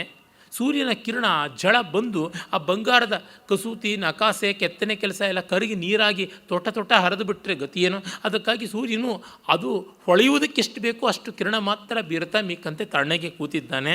ಭೀತಃ ಹಾಗೇ ಇದೆ ಅವನ ಸ್ಥಿತಿ. ನಿವೃತ್ತ ತತ್ಸರಃ ಪದ್ಮಸ್ವಾಪ ಕಾರಣ ತೇಜಸ ಬೋಧನೀಯಂ ಕಿಲ ಅಶೇಷ ಮಿಂದುನಾ ಕೌಮುದಂಬನಂ. ಇನ್ನು ಅವನು ಏನು ಮಾಡಬೇಕಾಗಿದೆ, ಸೂರ್ಯ ಅವನ ಪದ್ಮ ಸರೋವರಗಳನ್ನು ಅರಳಿಸಬೇಕಾಗಿದೆ. ಇನ್ನು ಚಂದ್ರ ಅವನ ಕುಮುದ ಸರೋವರಗಳನ್ನು ಅರಳಿಸಬೇಕಾಗಿದೆ. ಆ ಕೆಲಸ ಮಾಡೋದಕ್ಕೆ ಎಷ್ಟು ಬೇಕೋ ಅಷ್ಟು ಕಿರಣಗಳನ್ನು ಬೀರ್ತಾ ಇದ್ದಾರೆ. ಎಲ್ಲಿ ಕುಮುದ ಇದೆಯೋ ಅಲ್ಲಿ ಮಾತ್ರ ತನ್ನ ಕಿರಣಗಳನ್ನು ಚಂದ್ರ ಬೀರಬೇಕು, ಎಲ್ಲಿ ಕಮಲ ಇದೆಯೋ ಅಲ್ಲಿ ಮಾತ್ರ ಸೂರ್ಯ ತನ್ನ ಕಿರಣ ಬೀರಬೇಕು. ಅದು ಅನ್ಯತಾ ಆಗಿಬಿಟ್ರೆ ಕಷ್ಟ. ಎಲ್ಲ ಕಾಲದಲ್ಲೂ ಎಲ್ಲ ಹೂಗಳು ಅರಳಿರಬೇಕು ಅಂತ ಅವನ ದೃಷ್ಟಿ. ಹಾಗಾಗಿ ಹುಡುಕೊಂಡು ಅವರು ತಮ್ಮ ಕಿರಣಗಳನ್ನು ಅಲ್ಲಿಗಲ್ಲಿಗೆ ಮರೆಮಾಚಿಕೊಂಡು ಪಾಸ್ ಮಾಡಬೇಕಾಗಿದೆ. ಬೆಳಕು ಸರ್ವತ್ರ ಪ್ರಕಾಶ ಆಗುವುದು, ಹಾಗಾಗಿದೆ ಅದನ್ನು ಚಾನಲೈಸ್ ಮಾಡುವಂಥ ಸ್ಥಿತಿ ಆಗಿದೆ. ಅವರುಗಳಿಗೂ ವಕ್ರತೆಯನ್ನು ಕಲಿಸ್ತಾ ಇದ್ದಾನೆ ರಾವಣ ಅನ್ನುವ ಸ್ವಾರಸ್ಯವಾದ ಧ್ವನಿ. ಯಥಾನ ಕಜ್ಜಲ ಸ್ಪರ್ಶ ಚಿತ್ರ ವೈವರ್ಣ್ಯ ಸಂಭವ ತಥಾ ಜ್ವಲಿತುಮ ಅಧಿಷ್ಠೋ ದೀಪಕೃತ್ಯೋ ವೃಷಾಕಪಿ ಅಂದರೆ ಅಗ್ನಿದೇವ. ವಿಷ್ಣುವಿಗೆ ಶಿವನಿಗೆ ಕೂಡ ಹರವಿಷ್ಣು ವೃಷಾಕಪಿ ಅಂತಲೇ ಅಮರಕೋಶದಲ್ಲಿ ಉಂಟು. ಹರನಿಗೂ ವಿಷ್ಣುವಿಗೂ ವೃಷಾಕಪಿ ಅಂತ ಕರೀತಾರೆ, ಸೂರ್ಯನಿಗೂ ಕರೀತಾರೆ, ಅಗ್ನಿಗೂ ಕರೀತಾರೆ. ಈ 4 ದೇವತೆಗಳಿಗೆ ಋಗ್ವೇದದಲ್ಲಿ ಇಂದ್ರನಿಗೂ ವೃಷಾಕಪಿ ಅಂತಲೇ ಕರೀತಾರೆ. ವೃಷಾಕಪಿ ಸೂಕ್ತ ಅಂತಲೇ ಒಂದು ಉಂಟು. ಇರಲಿ, ಈ ಕೆಲವು ಶಬ್ದಗಳನ್ನು ಯಾರಿಗೂ ಏನೂ ಅನ್ವಯಿಸಿಬಿಡ್ಬೋದು. ಇಲ್ಲಿ ಪದ್ಯದಲ್ಲಿ ವೃಷಾಕಪಿ ಅಂತಂದರೆ ಅಗ್ನಿಯೇ. ಅಗ್ನಿ ಅವನ ಅರಮನೆಯಲ್ಲಿ ದೀಪಗಳಲ್ಲಿ ಸೊಡರ ಕುಡಿಯಲ್ಲಿ ಇರಬೇಕು. ಹಾಗಿರುವಾಗ ಹೊಗೆಯನ್ನು ಚೆಲ್ಲಿ ಹಿನ್ನೆಲೆಯಲ್ಲಿರ್ತಕ್ಕಂಥ ಚಿತ್ರಗಳನ್ನೆಲ್ಲ ಮಸಿ ಮಾಡುವಂತೆ ಇಲ್ಲ, ಮಂಕು ಮಾಡುವಂತೆ ಇಲ್ಲ. ಹೊಗೆ ಇಲ್ಲದ ರೀತಿ ಬೆಳಕನ್ನು ಚೆಲ್ಲಬೇಕು. ಆ ಥರ ಆಗಿರ್ತಕ್ಕಂಥ ಸ್ಮೋಕ್ಲೆಸ್ ಫೈರ್ ಇದು ಹೇಗೆ ಸಾಧ್ಯ? ಎಣ್ಣೆ ಇದ್ದ ಮೇಲೆ ಎಣ್ಣೆಯಲ್ಲಿ ಒಂದಿಷ್ಟು ಹೊಗೆ ಅಂಶ ಬರಲೇಬೇಕಲ್ಲ, ಅದನ್ನು ಮಾಡಬೇಕು. ಅಷ್ಟು ಕಷ್ಟಪಟ್ಟುಕೊಂಡು ತಾನು ಮಲಿನವಾದ ಧೂಮವನ್ನು ಕಕ್ಕದೆ ಅದನ್ನು ನುಂಗಿಕೊಂಡಿರಬೇಕು ಅಂತ. ಈ ರೀತಿಯಾದ ಅಜೀರ್ಣ ಆಗಿದೆ ಅಗ್ನಿಗೆ, ಧೂಮ ಅಜೀರ್ಣ ಆ ಥರ ಆಗಿದೆ ಸ್ಥಿತಿ ಅಗ್ನಿಯ ಬಗೆ. ಪಾತಾಳ ಹೃದಯ ಅಂತಸ್ಥಂ ಪದ್ಮರಾಗಂ ಪಯೋನಿಧಿ ಅಗ್ರಮಾಂಸಮಿವೋದ್ಘೃಶ್ಯ ದದಾತಿ ಪಿಶಿತಾಶನೆ. ಇನ್ನು ಸಮುದ್ರ ದೇವನಿಗೂ ಕೂಡ ಇದೇ ಪರಿಸ್ಥಿತಿ ಬಂದಿದೆ. ತನ್ನೊಳಗಿದ ಆಳದಲ್ಲಿರ್ತಕ್ಕಂಥ ಪದ್ಮರಾಗಾದಿ ಮಣಿಗಳನ್ನು, ಮುತ್ತುಗಳನ್ನು ಮತ್ತು ಮರಕತಗಳನ್ನು, ಅಂತೆಯೇ ಹವಳದ ಕುಡಿಗಳನ್ನು ಎಲ್ಲವನ್ನೂ ಮೊಗಮೊಗೆದು ಕೊಡಬೇಕಾಗಿದೆ. ಕೆಂಬಣ್ಣದ ಪದ್ಮರಾಗವನ್ನು ಮತ್ತು ಹೊಂಬಣ್ಣದ ಆ ಪ್ರವಾಲವನ್ನು, ಹವಳಗಳನ್ನು ಕೊಡ್ತಾ ರಾವಣನಿಗೆ ಮಾಂಸಾಹುತಿಯನ್ನು ಅರ್ಪಿಸ್ತಾ ಇದ್ದಾನೋ ಎಂಬಂತೆ ಆಗಿದೆ. ಎತ್ತೆತ್ತಿ ಕೊಡುವುದೇ ಅವನ ಕೆಲಸ, ಅಲೆಗೈಗಳಿಂದ ಕೊಡ್ತಾ ಇರತಕ್ಕಂಥದ್ದಷ್ಟೇ, ಇನ್ಯಾವುದೂ ಇಲ್ಲ ಅನ್ನುವಂತೆ ಆಗಿದೆ ಅಂತ ಕವಿ ಚಮತ್ಕರಿಸ್ತಾನೆ. ಪ್ರಿಯಾಜನ ಪರಿಶ್ವಂಗ ಪ್ರೀತಿಂ ಕರ್ತುಂ ನಿರಂತರಾಂ ನಿಶಿಜ್ಞಾತ ಮನೋವೃತ್ತಿಸ್ತಮುಪೈತಿ ಹಿಮಾಗಮಃ. ಇನ್ನು ಋತುಗಳು ಯಾವ ಥರ ಆಗಿಬಿಟ್ಟಿವೆ ಅಂತಂದರೆ, ರಾತ್ರಿ ಹೊತ್ತು ದೃಢಾಲಿಂಗನ ಮಾಡಿಕೊಂಡು ಬೆಚ್ಚಗೆ ಅವನ ಹೆಂಗಳೆಯರ ಜೊತೆ ಇರೋದಕ್ಕೋಸ್ಕರವಾಗಿ ಚಳಿಯನ್ನು ಉಂಟು ಮಾಡೋದಕ್ಕೋಸ್ಕರ ಚಳಿಗಾಲ ಇದೆ ಅಷ್ಟೇ ಅಂತ. ನನ್ನ ಸ್ನೇಹಿತರೊಬ್ಬರು ವಿನೋದವಾಗಿ ಹೇಳ್ತಾ ಇರ್ತಾರೆ, ಚಳಿಗಾಲ ಎಷ್ಟು ಅಂದರೆ ಒಬ್ಬರು ಹೆಂಡತಿ ಎಷ್ಟು, ಇಬ್ಬರು ಹೆಂಡತಿ ಎಷ್ಟು, ಮೂರು ಹೆಂಡತಿ ಎಷ್ಟು ಚಳಿಗಾಲ ಬಂದಿದೆ ಅಂತ. ಮರ್ಯಾದಸ್ಥರು 1 ದುಪ್ಪಟಿ 2 ದುಪ್ಪಟಿ 3 ದುಪ್ಪಟಿ ಚಳಿಗಾಲ ಅಂದರೆ ಅವ್ರು ಹೀಗೆ ಹೇಳ್ತಕ್ಕಂಥ ರಸಿಕರು. ಆ ತರಹ ರಾವಣನ ರಾಸಿಕ್ಯ. ತಸ್ಯೋದ್ಯಾನವನಂ ವಿಶ್ವಂ ದಿವಃ ಪ್ರವಸತಾ ಸತಾ ಸರ್ವರ್ತುಷು ನಿಜೈಃ ಪುಷ್ಪೈರ್ಭೂಷ್ಯತೆ ಮಧುನಾಧುನಾ. ಏನು ಶೈಲಿ ನೋಡಿ. ತಸ್ಯೋದ್ಯಾನವನಂ ವಿಶ್ವಂ ದಿವಃ ಪ್ರವಸತಾ ಸತಾ. ಆ ಪ್ರವಸತಾ ಸತಾ ಛೇಕಾನುಪ್ರಾಸ ಬಂದಿದೆ. ತಸ್ಯೋದ್ಯಾನವನಂ ಅಲ್ಲಿ ಲಾಟಾನುಪ್ರಾಸ ಬಂದಿದೆ. ಸರ್ವರ್ತುಷು ನಿಜೈಃ ಪುಷ್ಪೈರ್ಭೂಷ್ಯತೆ ಮಧುನಾಧುನಾ ಮತ್ತು ಛೇಕಾನುಪ್ರಾಸ ಬಂದಿದೆ. ಮಧುನಾ ಅಧುನಾ, ಮಧು ಅಂದರೆ ವಸಂತ, ಅವನಿಂದ ಅಧುನಾ ಈಗ ಸರ್ವರ್ತುಷು ನಿಜೈಃ ಪುಷ್ಪೈರ್ಭೂಷ್ಯತೆ, ಎಲ್ಲ ಋತುಗಳಲ್ಲೂ ಅವನು ತಾನು ವಸಂತದ ವಿಶೇಷವಾದ ಪುಷ್ಪಗಳು ಯಾವುದಿವೆ ಅವನ್ನೆಲ್ಲವನ್ನೂ ಅವನ ಉದ್ಯಾನದಲ್ಲಿ ಅಲಂಕಾರಕ್ಕೆ ಮಾಡ್ತಾ ಇದ್ದಾನೆ ಅಂತ. ಅಂದರೆ ಅದೊಂದು ರೀತಿ ಬೆಂಗಳೂರಿನಲ್ಲಿ 365 ದಿವಸವೂ ಅವರೆಕಾಳು, ಮಲ್ಲಿಗೆ ಹೂವು, ಮಾವಿನ ಹಣ್ಣು ಸಿಕ್ಕಂತೆ. ಇಲ್ಲಿ ಆದರೆ ಸೊಗಡಿಲ್ಲ, ಪರಿಮಳವಿಲ್ಲ, ರುಚಿಯೂ ಇಲ್ಲ. ಮಾವಿನ ಹಣ್ಣು ಅಂತ ಆಕಾರದಿಂದ ಗೊತ್ತಾಗಬೇಕು, ಮಲ್ಲಿಗೆ ಹೂವು ಅಂತ ಬೆಲೆಯಿಂದ ಗೊತ್ತಾಗಬೇಕು, ಅವರೆಕಾಳು ಅಂತ ಪ್ರಾಯಶಃ ಇನ್ಯಾತರಿಂದ ಗೊತ್ತಾಗಬೇಕು ಗೊತ್ತಿಲ್ಲ. ಕಾಳಿನ ಆಕಾರದಲ್ಲೂ ಅವರೆಕಾಳ್ತನ ಹೊರಟೋಗ್ಬಿಡ್ತಾ ಇದೆ ಅನಿಸುತ್ತೆ. ಈಗಂತೂ ಡಿಸೆಂಬರ್ ಮಧ್ಯಕ್ಕೆ ಬಂದರೂ ನಾನು ಇನ್ನೂ ಅವರೆಕಾಳು ತಿಂದಿಲ್ಲ, ಇನ್ನೂ ಅವರೆಕಾಯಿ ಒಳಗೆ ಉಪ್ಪಿಟ್ಟು ಮಾಡಿಕೊಂಡಿಲ್ಲ. ಇಂದು ಬೆಳಗ್ಗೆ ಬಸರಿ ಬೈಕೆ ಆಗಿತ್ತು. ಈ ಸ್ಥಿತಿ ಬಂದಿದೆ, ಈ ದುಸ್ಥಿತಿ ಬಂದಿದೆ. ಹಾಗೆ ಎಲ್ಲ ಋತುಗಳಲ್ಲೂ ಅಲಂಕಾರ ಮಾಡಿದಾಗ ಆ ಋತುವಿನ ಸ್ವಾರಸ್ಯ ಹೊರಟೋಗುತ್ತೆ. ಆದರೆ ರಾವಣ ಹಾಗಿಲ್ಲ, ಫ್ರೆಶ್ ಆಗಿರಬೇಕು, ಅವುಗಳ ವಿಶಿಷ್ಟತೆ ಎಲ್ಲ ಇರಬೇಕು ಅಂತ ಮಾಡಿದ್ದಾನೆ. ಬಲವಂತರು ಏನೆಲ್ಲ ಮಾಡಬಹುದು ನೋಡಿ, ಯಾವುದು ಬೇಕೋ ಅದನ್ನೆಲ್ಲ ಮಾಡಿಕೊಳ್ಳಬಹುದು, ಆ ಶಕ್ತಿಯೆಲ್ಲ ಉಂಟು. ಆಮೇಲೆ ಹೇಳ್ತಾನೆ ಕವಿ, ದುರಾರಾಧ್ಯ ಸ್ವಭಾವಸ್ಯ ಸಮಾಲಂಬ್ಯಸಿ ಶೇವಿಷಾಂ ಜಲಕ್ರೀಡಾದಿನಂ ತಸ್ಯ ಗ್ರೀಷ್ಮಶ್ಚಿರಮುದೀಕ್ಷತೆ. ಇನ್ನು ಅವನಿಗೆ ಜಲಕ್ರೀಡೆ ಮನಸ್ಸು ಬಂದ ತಕ್ಷಣ ಗ್ರೀಷ್ಮ ಬಂದ್ಬಿಡಬೇಕು. ಮಾಧವರಾಯರು ಯಾರೋ ದಿವಾನರು, ಅವರ ಬಗೆಗೆ DVG ಅವರು ಬರೀತಾರೆ, ಆ ಜಿಹ್ವಾ ಚಾಪಲ್ಯ ಯಾವ ಥರ ಇರ್ತಾ ಇತ್ತು ಅಂತಂದರೆ, ಅವರ ಆಫೀಸ್ನ ಹಿಂದೆಯೇ ಅಡುಗೆ ಮನೆ, ಅವರು ತಮ್ಮ ಪರ್ಸ್ನಲ್ ಆಫೀಸ್ ಅಂತೀವಲ್ಲ, ಹೋಮ್ ಆಫೀಸ್ ಅಂತೀವಲ್ಲ, ಆ ರೀತಿಯಾಗಿದ್ದಾಗ ಅದೆಲ್ಲ. ಮತ್ತು ಹೆಚ್ಚಾಗಿ ಹೋಮ್ ಆಫೀಸ್ನಲ್ಲೇ ಇರ್ತಕ್ಕಂಥದ್ದು. ಅಲ್ಲಿಗೆ ಬೇರೆಯವರೆಲ್ಲ ಹೋಗ್ತಾರೆ. ಯಾವಾಗಲೂ ಬೇಕಿದ್ದಾಗ ವಾರಕ್ಕೋ 2 ವಾರಕ್ಕೋ ಒಮ್ಮೆ ಅಠಾರ ಕಚೇರಿ ಅಂತೀವಲ್ಲ, ಈಗ ಹೈಕೋರ್ಟ್ ಆಗಿರುವುದು, ಅಲ್ಲಿಗೆ ಹೋಗ್ತಾರೆ. ಇನ್ಯಾವಾಗಲೂ ತಿಂಗಳೊಪ್ಪತ್ತಿನಲ್ಲಿ ಮೈಸೂರಿಗೆ ಹೋಗಿ ಮಹಾರಾಜರ ದರ್ಶನ ಮಾಡುವುದು, ಅಥವಾ ಅವರೇ ಇಲ್ಲಿಗೆ ಯಾವುದೋ ಸಂದರ್ಭದಲ್ಲಿ ಬಂದರೆ ಬೆಂಗಳೂರಿನ ಅರಮನೆಯಲ್ಲಿ ಹೋಗಿ ನೋಡುವುದು.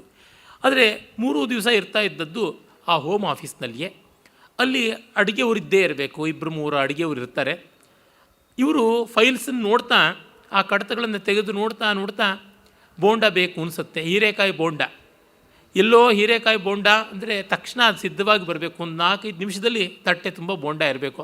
ಅವರು 1-2 ಬೋಂಡ ತಿಂದಿದ್ದೇ ಇಲ್ಲ, ಬಾಳೆಕಾಯಿ ಬಜ್ಜಿ ಇಲ್ಲವೇನೋ ಅಂತಾರೆ, ಅದನ್ನು ತಂದು ಕೊಡಬೇಕು. ಅಂದರೆ ಬೋಂಡ ಹಿಟ್ಟು, ಅದಕ್ಕೆ ಬಾಳೆಕಾಯಿ, ಹೀರೆಕಾಯಿ, ಪರಂಗಿಕಾಯಿ, ಈ ಥರದ್ದು 4ರಲ್ಲಿ ಏನು ಮಾಡ್ತಾರೆ ಅವುಗಳನ್ನು ಹೆಚ್ಚಿ ಇಟ್ಕೊಂಡಿರಬೇಕು. ಪಾಯಸ ಎಲ್ಲೋ, ಘೀವರ್ ಎಲ್ಲೋ, ತಕ್ಷಣ ಅದು ಸಿದ್ಧವಾಗಿರಬೇಕು. ಅಂದರೆ ಮುಕ್ಕಾಲು ಮಾಡಿಟ್ಟಿರಬೇಕು, ಅದು ಸಿದ್ಧವಾಗಬೇಕು ಅಂತ. ನಾನು ಕೇಳಿದ್ದೆ, ಈ ಹೊತ್ತು ನಮ್ಮ ಮಂತ್ರಿಮಂಡಲದಲ್ಲಿ ಕೂಡ ಇರತಕ್ಕಂಥ ಚಿತ್ರನಟ ಒಬ್ಬರು, ಅವರ ಸೌಂದರ್ಯ ಈಗ ಭಗವಂತನಿಗೆ ಪ್ರೀತಿ, ಆತನ ಮನೆಯಲ್ಲಿ ಸಾಲಾಗಿರ್ತಾರಂತೆ. ಉದ್ದಿನವಡೆಯವರು, ಇಡ್ಲಿಯವರು, ದೋಸೆಯವರು, ಪೊಂಗಲ್ನವರು, ಪಲಾವ್ನವರು, ಚಿತ್ರಾನ್ನದವರು, ಹೀಗೆ ಒಂದು 7-8 ತಿಂಡಿಗಳ ಜನ ಇರ್ತಾರೆ ಕೈನಲ್ಲಿ ಇಟ್ಕೊಂಡು. ಏನು ಬೇಕು ಅಂದರೆ ಅದು ಕೊಡ್ತಾ ಇರಬೇಕು ಅಂತ. ಉಳ್ಳವರು ಶಿವಾಲಯವ ಮಾಡುವರು ಅಂತ, ಉಳ್ಳವರು ಜಿಹ್ವಾ ಚಾಪಲ್ಯವನ್ನು ಬೇಕಾದಂತೆ ಮಾಡ್ಕೊಳ್ಳೋರು. ನಾನೇನು ಮಾಡಲ್ಲಯ್ಯ ಬಡವನಯ್ಯ, ತೀರಾ ಬಡವ ಅಲ್ಲದೆ ಇದ್ದರೂ ನಾನೇ ಮಾಡ್ಕೊಂಡು ಸಾಯಬೇಕಲ್ಲ, ಏನು ಮಾಡ್ಬೋದು ನಾನು? ಅದಕ್ಕಾಗಿ ತೆಪ್ಪಿಗೆ ಇದ್ದದ್ದನ್ನೇ ತಿನ್ನಬೇಕು ಅಷ್ಟೇ. ದೋಸೆ ಹಿಟ್ಟು ಮಾಡಿದ್ರೆ 4 ದಿವಸ ಇಟ್ಕೊಂಡು ದಿನ ಬಿಟ್ಟು ದಿನ ದೋಸೆಯನ್ನೇ ತಿಂತಾ ಇರಬೇಕು. ದೋಸೆ ತಿನ್ನೋದ್ರೊಳಗೆ ಬೇಸರವಿಲ್ಲ. ಆದರೆ ಹೇಳಿದ್ದು ಹೀಗೆ ರಾವಣನಿಗೆ ಗ್ರೀಷ್ಮ ಅನ್ನುವುದು ಇವತ್ತು ಜಲಕ್ರೀಡೆಗೆ ಮನಸ್ಸಾಗ್ತಾ ಇದೆ ಅಂದ ತಕ್ಷಣವೇ ಬೇಸಿಗೆ ಬಂದುಬಿಡಬೇಕು. ಇದು ಆಗುತ್ತೋ ಬಿಡುತ್ತೋ ಕವಿಗಳ ಕಲ್ಪನೆಯಲ್ಲಾಗುತ್ತಲ್ಲ, ಅದರ ಸ್ವಾರಸ್ಯ ನೋಡಿ.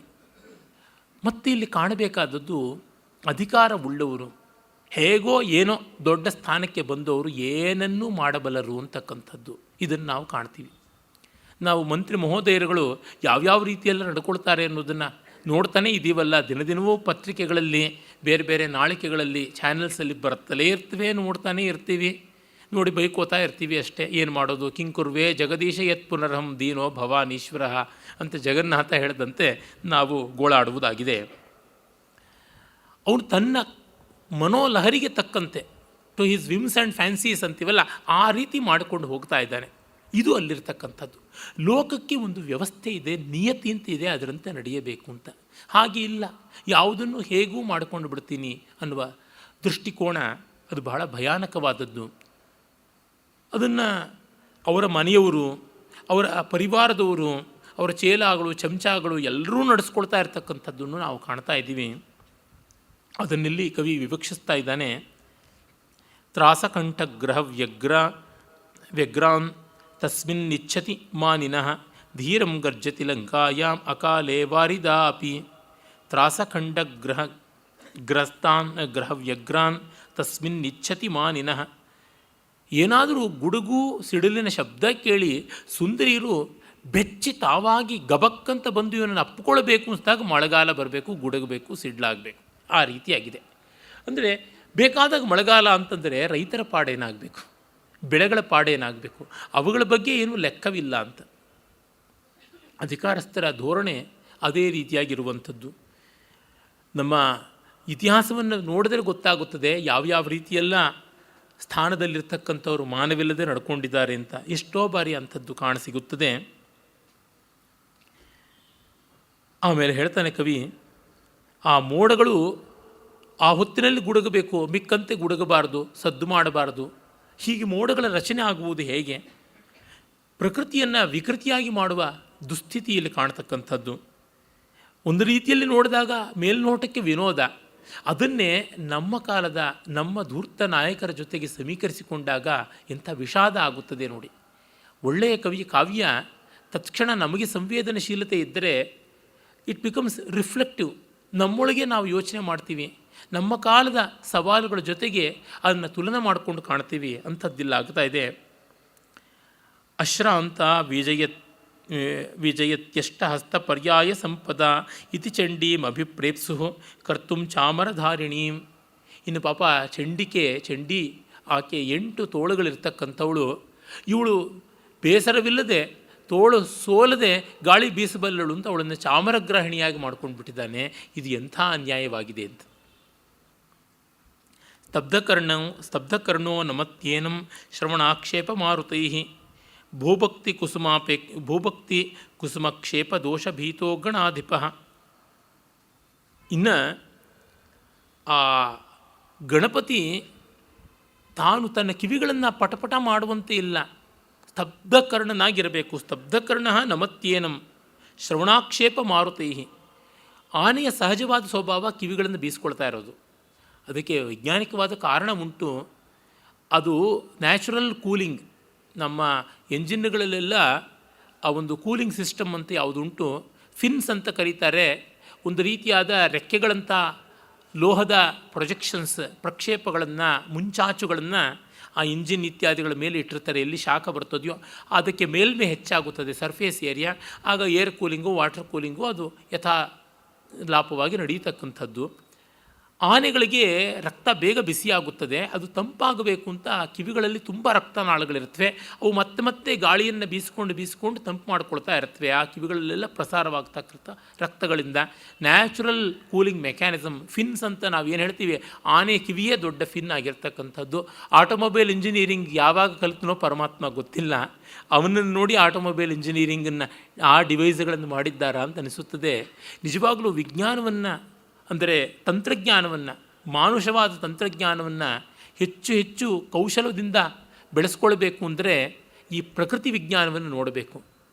ಆಟೋಮೇಷನನ್ನು ಅಭ್ಯಾಸ ಮಾಡ್ತಕ್ಕಂಥವರು ಅಥವಾ ರೋಬೋಟ್ಗಳನ್ನು ಕುರಿತು ಚಿಂತನೆ ಮಾಡಬೇಕಾದವರು ಮನುಷ್ಯನ ಕೈ ಕಾಲುಗಳನ್ನು, ಪಕ್ಷಿಗಳ ಕಾಲು, ಕೊಕ್ಕು ಇತ್ಯಾದಿಗಳ ರಚನೆಯನ್ನು ನೋಡಿದರೆ ಗೊತ್ತಾಗುತ್ತದೆ. ಅಷ್ಟು ಏಕೆ ತುಂಬ ಪ್ರಾಚೀನ 2,500 ವರ್ಷಗಳಿಗಿಂತಲೂ ಹಿಂದೆ ಸುಶ್ರುತ ಬರೆದ ಸುಶ್ರುತ ಸಂಹಿತೆಯಲ್ಲಿ ಅವನ ಕಾಲಕ್ಕೂ ಹಿಂದಿನ ಜ್ಞಾನದಿಂದ ಉಪಲಬ್ಧವಾದಂಥ ಸುಮಾರು 120ಕ್ಕೂ ಹೆಚ್ಚು ಸಾಧನಗಳು, ಶಸ್ತ್ರಚಿಕಿತ್ಸಾ ಸಾಧನಗಳು, ಅವುಗಳನ್ನು ನೋಡಿದರೆ ಬೇರೆ ಬೇರೆ ಪ್ರಾಣಿಗಳ, ಜಲಪಕ್ಷಿಗಳ ಕೊಕ್ಕುಗಳನ್ನು, ಮುಖಗಳನ್ನು, ದವಡೆಗಳನ್ನು ಎಲ್ಲ ಹೋಲುವಂಥ ರೀತಿಯಲ್ಲಿ ಅದನ್ನು ಸಾರಸಮುಖ ಸ್ವಸ್ತಿಕ, ಮಕರಮುಖ ಸ್ವಸ್ತಿಕ, ಗೃಧ್ರಮುಖ ಸ್ವಸ್ತಿಕ, ಶೇನಮುಖ ಸ್ವಸ್ತಿಕ, ಬಕಮುಖ ಸ್ವಸ್ತಿಕ ಅಂತೆಲ್ಲ ಹೇಳ್ತಾನೆ. ಅಷ್ಟಷ್ಟು ಬೇರೆ ಬೇರೆ ರೀತಿಯಾದ ಆಪರೇಷನ್ಸ್ ಮಾಡೋದಕ್ಕೆ ಬೇಕಾಗಿರುವ ಸಿಸರ್ಸು ಇತ್ಯಾದಿಗಳನ್ನು ಅಲ್ಲಿ ವರ್ಣಿಸಿರೋದು ನೋಡಿದಾಗ ಗೊತ್ತಾಗುತ್ತದೆ.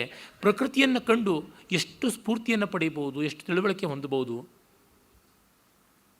ಒಂದು ಏರೋನಾಟಿಕ್ಸ್, ಅದಕ್ಕೆ ಪಕ್ಷಿಗಳ ದೇಹ ರಚನೆ ಕೇವಲ ಅವುಗಳ ರೆಕ್ಕೆ ಮಾತ್ರವಲ್ಲ, ಲೈಟ್ ವೆಯ್ಟ್ ಅಂತ, ವೆಯ್ಟ್ ರಿಡಕ್ಷನ್ ಟೆಕ್ನಿಕ್ ಅಂತ ಏನು ಹೇಳ್ತೀವಿ, ಭಾರ ಕಡಿಮೆ ಮಾಡೋದಕ್ಕೆ ಅವುಗಳ ಮೂಳೆಗಳ ಒಳಗೆ ಇರುವಂಥ ಸೂಕ್ಷ್ಮತೆಗಳನ್ನು ನೋಡಿದರೆ ದೇಹದ ಒಳಗಿರ್ತಕ್ಕಂಥ ಗಾಳಿಯ ತಿತ್ತಿಗಳು, ಏರ್ ಪ್ಯಾಕೆಟ್ಸ್ ತನ್ಮೂಲಕವಾಗಿ ಅವುಗಳ ಫ್ಲೊಟೇಷನ್ ಅನುಕೂಲವಾಗುವುದು ಹೇಗೆ ಅಂತೆಲ್ಲ ನೋಡಿದಾಗ ಅಸಾಮಾನ್ಯ ಅಂತ ಅನಿಸುತ್ತದೆ. ದೇವ ಸೃಷ್ಟಿ ಅಸಾಮಾನ್ಯವಾದದ್ದು. ಹಾಗೆ ನಮಗಿಲ್ಲಿ ಆ ಪಾಪ ಸಹಜವಾಗಿ ತನ್ನನ್ನು ತಂಪು ಮಾಡಿಕೊಳ್ಳೋದಕ್ಕೆ ಗಾಳಿ ಆಡಿಸ್ಕೊಳ್ಬೇಕಾದ ಗಣೇಶ್ವರ ರಾವಣನ ಎದುರಿಗೆ ಸ್ತಬ್ಧಕರ್ಣನಾಗಿರಬೇಕು. ಸ್ತಬ್ಧಕರ್ಣ ಸಾಮಾನ್ಯವಾಗಿ ಕತ್ತೆ ನೆಟ್ಟಿಗೆ ಕಿವಿನ ಇಟ್ಕೊಂಡಿರುತ್ತೆ, ಅದು ಅಲ್ಲಾಡಿಸೋಲ್ಲ ಹೆಚ್ಚು ಕಿವಿನ ಅಂತ. ಇಲ್ಲ ಜೋತು ಬಿದ್ದಿರುತ್ತೆ, ಇಲ್ಲ ನೆಟ್ಟಿಗಿರುತ್ತೆ, ಒಟ್ಟಿನಲ್ಲಿ ಅದು ಹೆಚ್ಚು ಕಿವಿಯನ್ನು ಅಲ್ಲಾಡಿಸೋಲ್ಲ. ಸ್ತಬ್ಧಕರ್ಣ ಅನ್ನೋದು ಪಂಚತಂತ್ರದಲ್ಲಿ ಒಂದು ಕತ್ತೆಯ ಹೆಸರೂ ಕೂಡ ಆಗಿದೆ. ಇಂಥ ಗಣಪತಿ ಪಾಪ ಕತ್ತೆ ಚಾಕರಿ ಮಾಡಬೇಕಾಯಿತು. ಈ ಮೊದಲೇ ದಡೂತಿ, ವಾಮನ ಲಂಬೋದರ, ವಿಕಟ ವಿಘ್ನರಾಜ, ಅವನು ಉಟಬೈಸ್ ಮಾಡಿ ರಾವಣನಿಗೆ ನಮಸ್ಕಾರ ಮಾಡಬೇಕು. ಮಾಡಿದಾಗ ತಲೆ ಮೇಲೆ ಅವನ ನಿರ್ಮಾಲ್ಯವನ್ನು ಹೊರಬೇಕು. ಹೊತ್ತರೆ ಈ ಕಿವಿಯಿಂದ ಬೀಸ್ಕೊಂಡ್ರೆ ಆ ನಿರ್ಮಾಲ್ಯವೆಲ್ಲ ಹಾರು ಹೋಗುತ್ತೆ, ಅದರಿಂದ ರಾವಣನಿಗೆ ಅಪಚಾರವಾಗುತ್ತದೆ ಅಂತ ಕಿವಿನ ಸ್ತಬ್ಧ ಮಾಡಿಕೊಂಡಿರಬೇಕು. ಭೂಭುಕ್ತಿ ಕುಸುಮಕ್ಷೇಪ ದೋಷಭೀತ ಗಣಾಧಿಪ ಸ್ತಬ್ಧಕರ್ಣ ಏನಂ ನಮತಿ. ಕವಿಯ ಕಲ್ಪನೆ ತುಂಬ ಅಸಾಮಾನ್ಯವಾದ ರೀತಿಯಲ್ಲಿ ಹೊರಳಿದೆ. ಇನ್ನು ನಿನ್ನ ಮಗ ಮನ್ಮಥನದು ಎಂಥದ್ದಪ್ಪ ಸ್ಥಿತಿ. ಸ್ಮರಶ್ಚ ಸಂಸದಂ ತಸ್ಯ ವಿಶತಿಸ್ತ್ರಸ್ತವಾಸಸ ಪ್ರತಿಹಾರ್ಯ ಸ್ಮಿತ ಕೂತ ವಿಭ್ರಮೈ ಕಠಿಣಾಗಮಃ. ಮನ್ಮಥನಿಗೆ ಇಲ್ಲಿ ತುಂಬ ಅವಕಾಶ ಇರಬೇಕು ಅಂತಂದರೆ ಇಲ್ಲ, ಅವನೂ ಕೂಡ ಯಾವಾಗ ಬೇಕೋ ಆಗ. ರಾವಣಾಸುರ ಬರೀ ಕಾಮದ ದಾಸ ಅಲ್ಲ. ಹಾಗಿದ್ದಿದ್ರೆ ಅವನು ಅಷ್ಟು ದೊಡ್ಡ ದಿಗ್ವಿಜಯ ಮಾಡೋಕ್ಕಾಗ್ತಿರಲಿಲ್ಲ, ಅಷ್ಟು ಪರಾಕ್ರಮವನ್ನು ತೋರಿಸೋಕ್ಕಾಗ್ತಿರಲಿಲ್ಲ. ಬೇಕಾದಾಗ ಬೇಕು, ಬೇಡವಾದಾಗ ಬೇಡ ಅಂತ ಸ್ರಸ್ತವಾಸಸ ಪ್ರತಿಹಾರ್ಯ ಸ್ಮಿತಾಕೂತ ವಿಭ್ರಮೈ ಕಠಿಣ ಆಗಮಃ ವಿಶತಿ. ಮನ್ಮಥ ಅನುಗ್ರಹ ಮಾಡೋದು ಕಷ್ಟ, ಆಗ್ರಹ ಮಾಡಿದ್ರೆ ಅನಿಷ್ಟ. ಅವನು ರಾವಣಾಸುರನ ಅಂತಃಪುರದ ಬಾಗಲಲ್ಲಿ ಒಬ್ಬಳು ಪ್ರತಿಹಾರಿ, ಸಾಮಾನ್ಯವಾದ ಪಡಿಯರ್ತಿ. ಅವಳು ಅಂತ ಒಂದು ಸತಿ ನಕ್ಕರೆ ಸಾಕು, ಹೋಗಿ ಒಳಗಡೆ ಬರಬೇಕು. ಅವನು ರಾವಣನ ಹತ್ತಿರಕ್ಕೆ ಹೋಗುವಷ್ಟೊತ್ತಿಗೆ ಅವನು ಉತ್ತರೀಯ ಜಾರ ಹೋಗಿರುತ್ತಂತೆ, ಆ ವೇಗದಲ್ಲಿ ಹೋಗಬೇಕು. ಮನಸ್ಸಿಜ ಮನೋವೇಗದಲ್ಲಿ ಓಡಿ ಹೋಗಬೇಕು ರಾವಣನ ಬಳಿಗೆ. ಯಾಕೆಂದರೆ ಮೂಡ್ ಬರೋದು ಯಾವಾಗ, ಬರೆಸೋದು ಯಾವಾಗ ಅದು ಗೊತ್ತೇ ಇದೆ, ರಸಿಕರಿಗೆ ಹೇಳಬೇಕಾಗಿಲ್ಲ. ಈ ಸ್ಥಿತಿಯಲ್ಲಿ ಎಲ್ಲರನ್ನೂ ಇಟ್ಟಿದ್ದಾನೆ. ದಿಕ್ಪಾಲಕರನ್ನು ಮಾತ್ರವಲ್ಲದೆ ಎಲ್ಲ ದೇವತೆಗಳನ್ನು ಇಟ್ಟಿದ್ದಾನೆ. ಶುದ್ಧ ಅಂತಮಂತ ಶುದ್ಧಸ್ಸನ್ ಸ್ತ್ರೀಜನಸ್ಯ ತದಾಜ್ಞೆಯ ಲೀಲೋಪದೇಶ ದಾನೈಕ ವ್ಯಗ್ರೋ ವಿಶತಿ ಮನ್ಮಥ.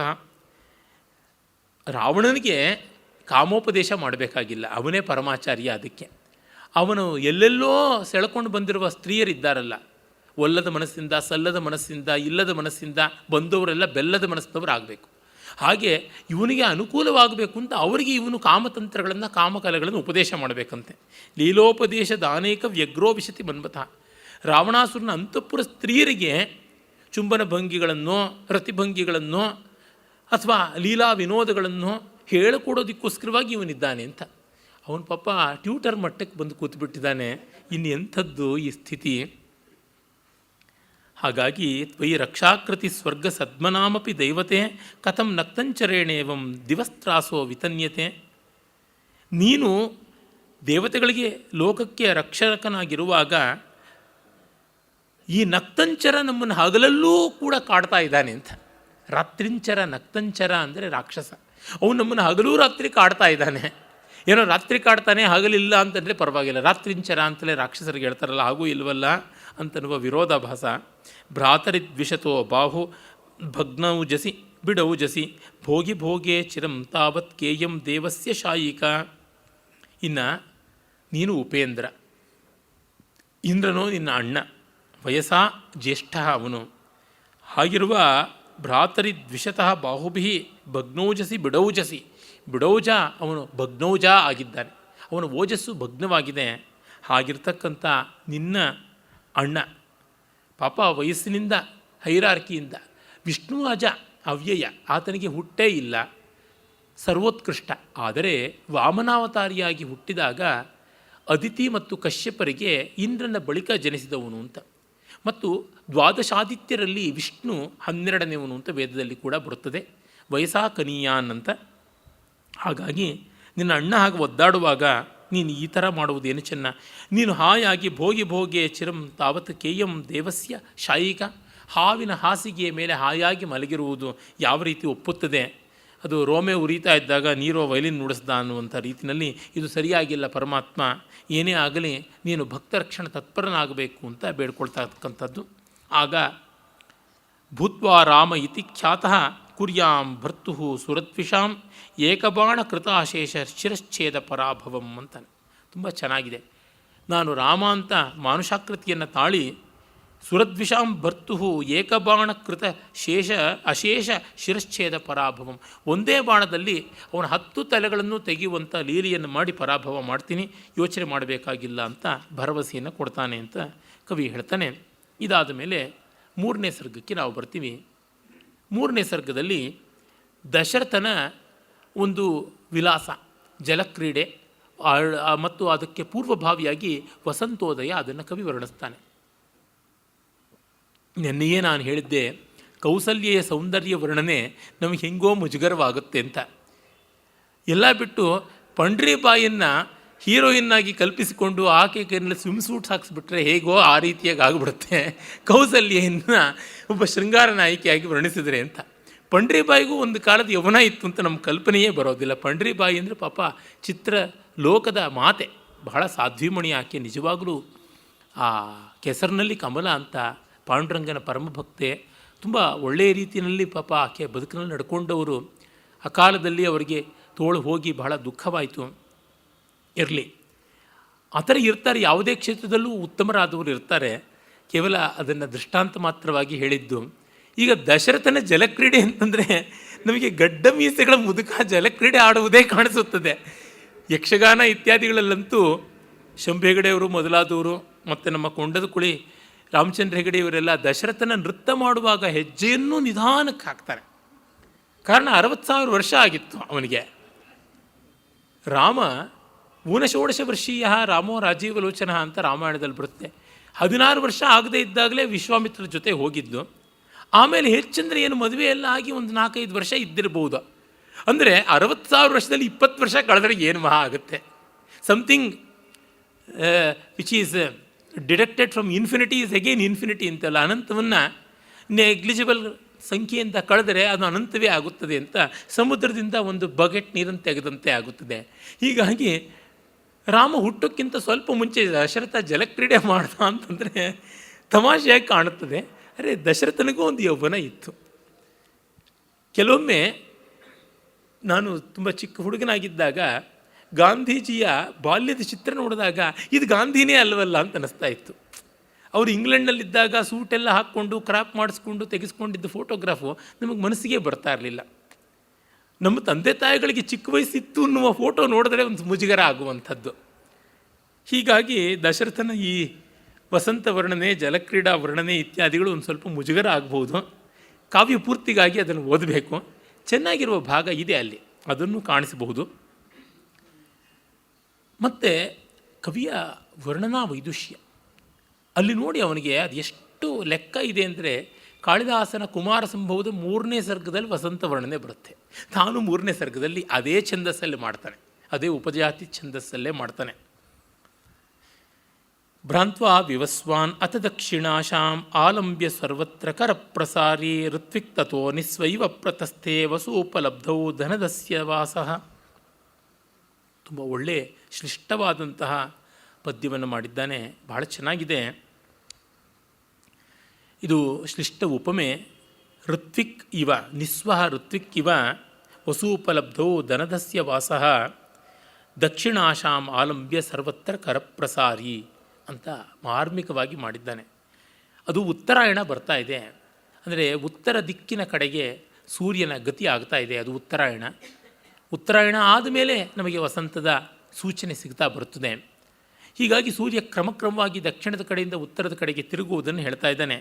ದಕ್ಷಿಣಾಶಾಂ ಆಲಂಬ್ಯ, ದಕ್ಷಿಣ ದಿಕ್ಕಿಂದ ಇತ್ತ ಕಡೆಗೆ, ದಕ್ಷಿಣಾಶಾಂ ದಕ್ಷಿಣದ ದಿಕ್ಕು ಆಶಾ, ಇನ್ನೊಂದು ದಕ್ಷಿಣಾಶಾ ದಕ್ಷಿಣೆಯ ಆಸೆಯನ್ನು ಇಟ್ಟುಕೊಂಡು ಸರ್ವತ್ರ ಕರಪ್ರಸಾರಿ ಎಲ್ಲ ಕಡೆಗೂ ಕೈ ಚಾಚಿಕೊಂಡು, ಕರ ಅಂದರೆ ಕಿರಣ, ಪ್ರಸಾರಿ ವಿವಸ್ವಾನ್ ಸೂರ್ಯ ಎಲ್ಲ ಕಡೆಗೂ ದಕ್ಷಿಣಾಶ ಅಂದರೆ ದಕ್ಷಿಣ ದಿಕ್ಕಿಂದ ಅಲ್ಲೇನು ದಕ್ಕಲಿಲ್ಲ ಅಂತ ಈ ಕಡೆಗೆ ಧನದಸ್ಯ ವಾಸಃ, ಧನದ ಕುಬೇರನ ದಿಕ್ಕಿಗೆ, ಅವನ ಮನೆ ದುಡ್ಡನ ದೇವರು, ಅವನ ಕಡೆ ಕೈ ಚಾಚಿದರೆ ಆಗುತ್ತೆ ಅಂತ ನಿಸ್ವ ಇವ ಋತ್ವಿಕ್, ಒಂದು ಬಿಡುಗಾಸಿಲ್ಲದ ವೈದಿಕ ಬ್ರಾಹ್ಮಣ ಹೇಗೆ ದಕ್ಷಿಣಾಶೆಯಿಂದ ದಕ್ಷಿಣೆಯ ಆಸೆಯಿಂದ ಕೈಚಾಚ್ತಾನೋ ಕುಬೇರನ ಕಡೆಗೆ, ದುಡ್ಡಿರೋರ ಕಡೆಗೆ, ಧನಂ ದದಾತೀತಿ ಧನತಃ, ಆ ರೀತಿಯಾಗಿ ಸೂರ್ಯ ಈ ಕಡೆಗೆ ಬಂದ ಅಂತ.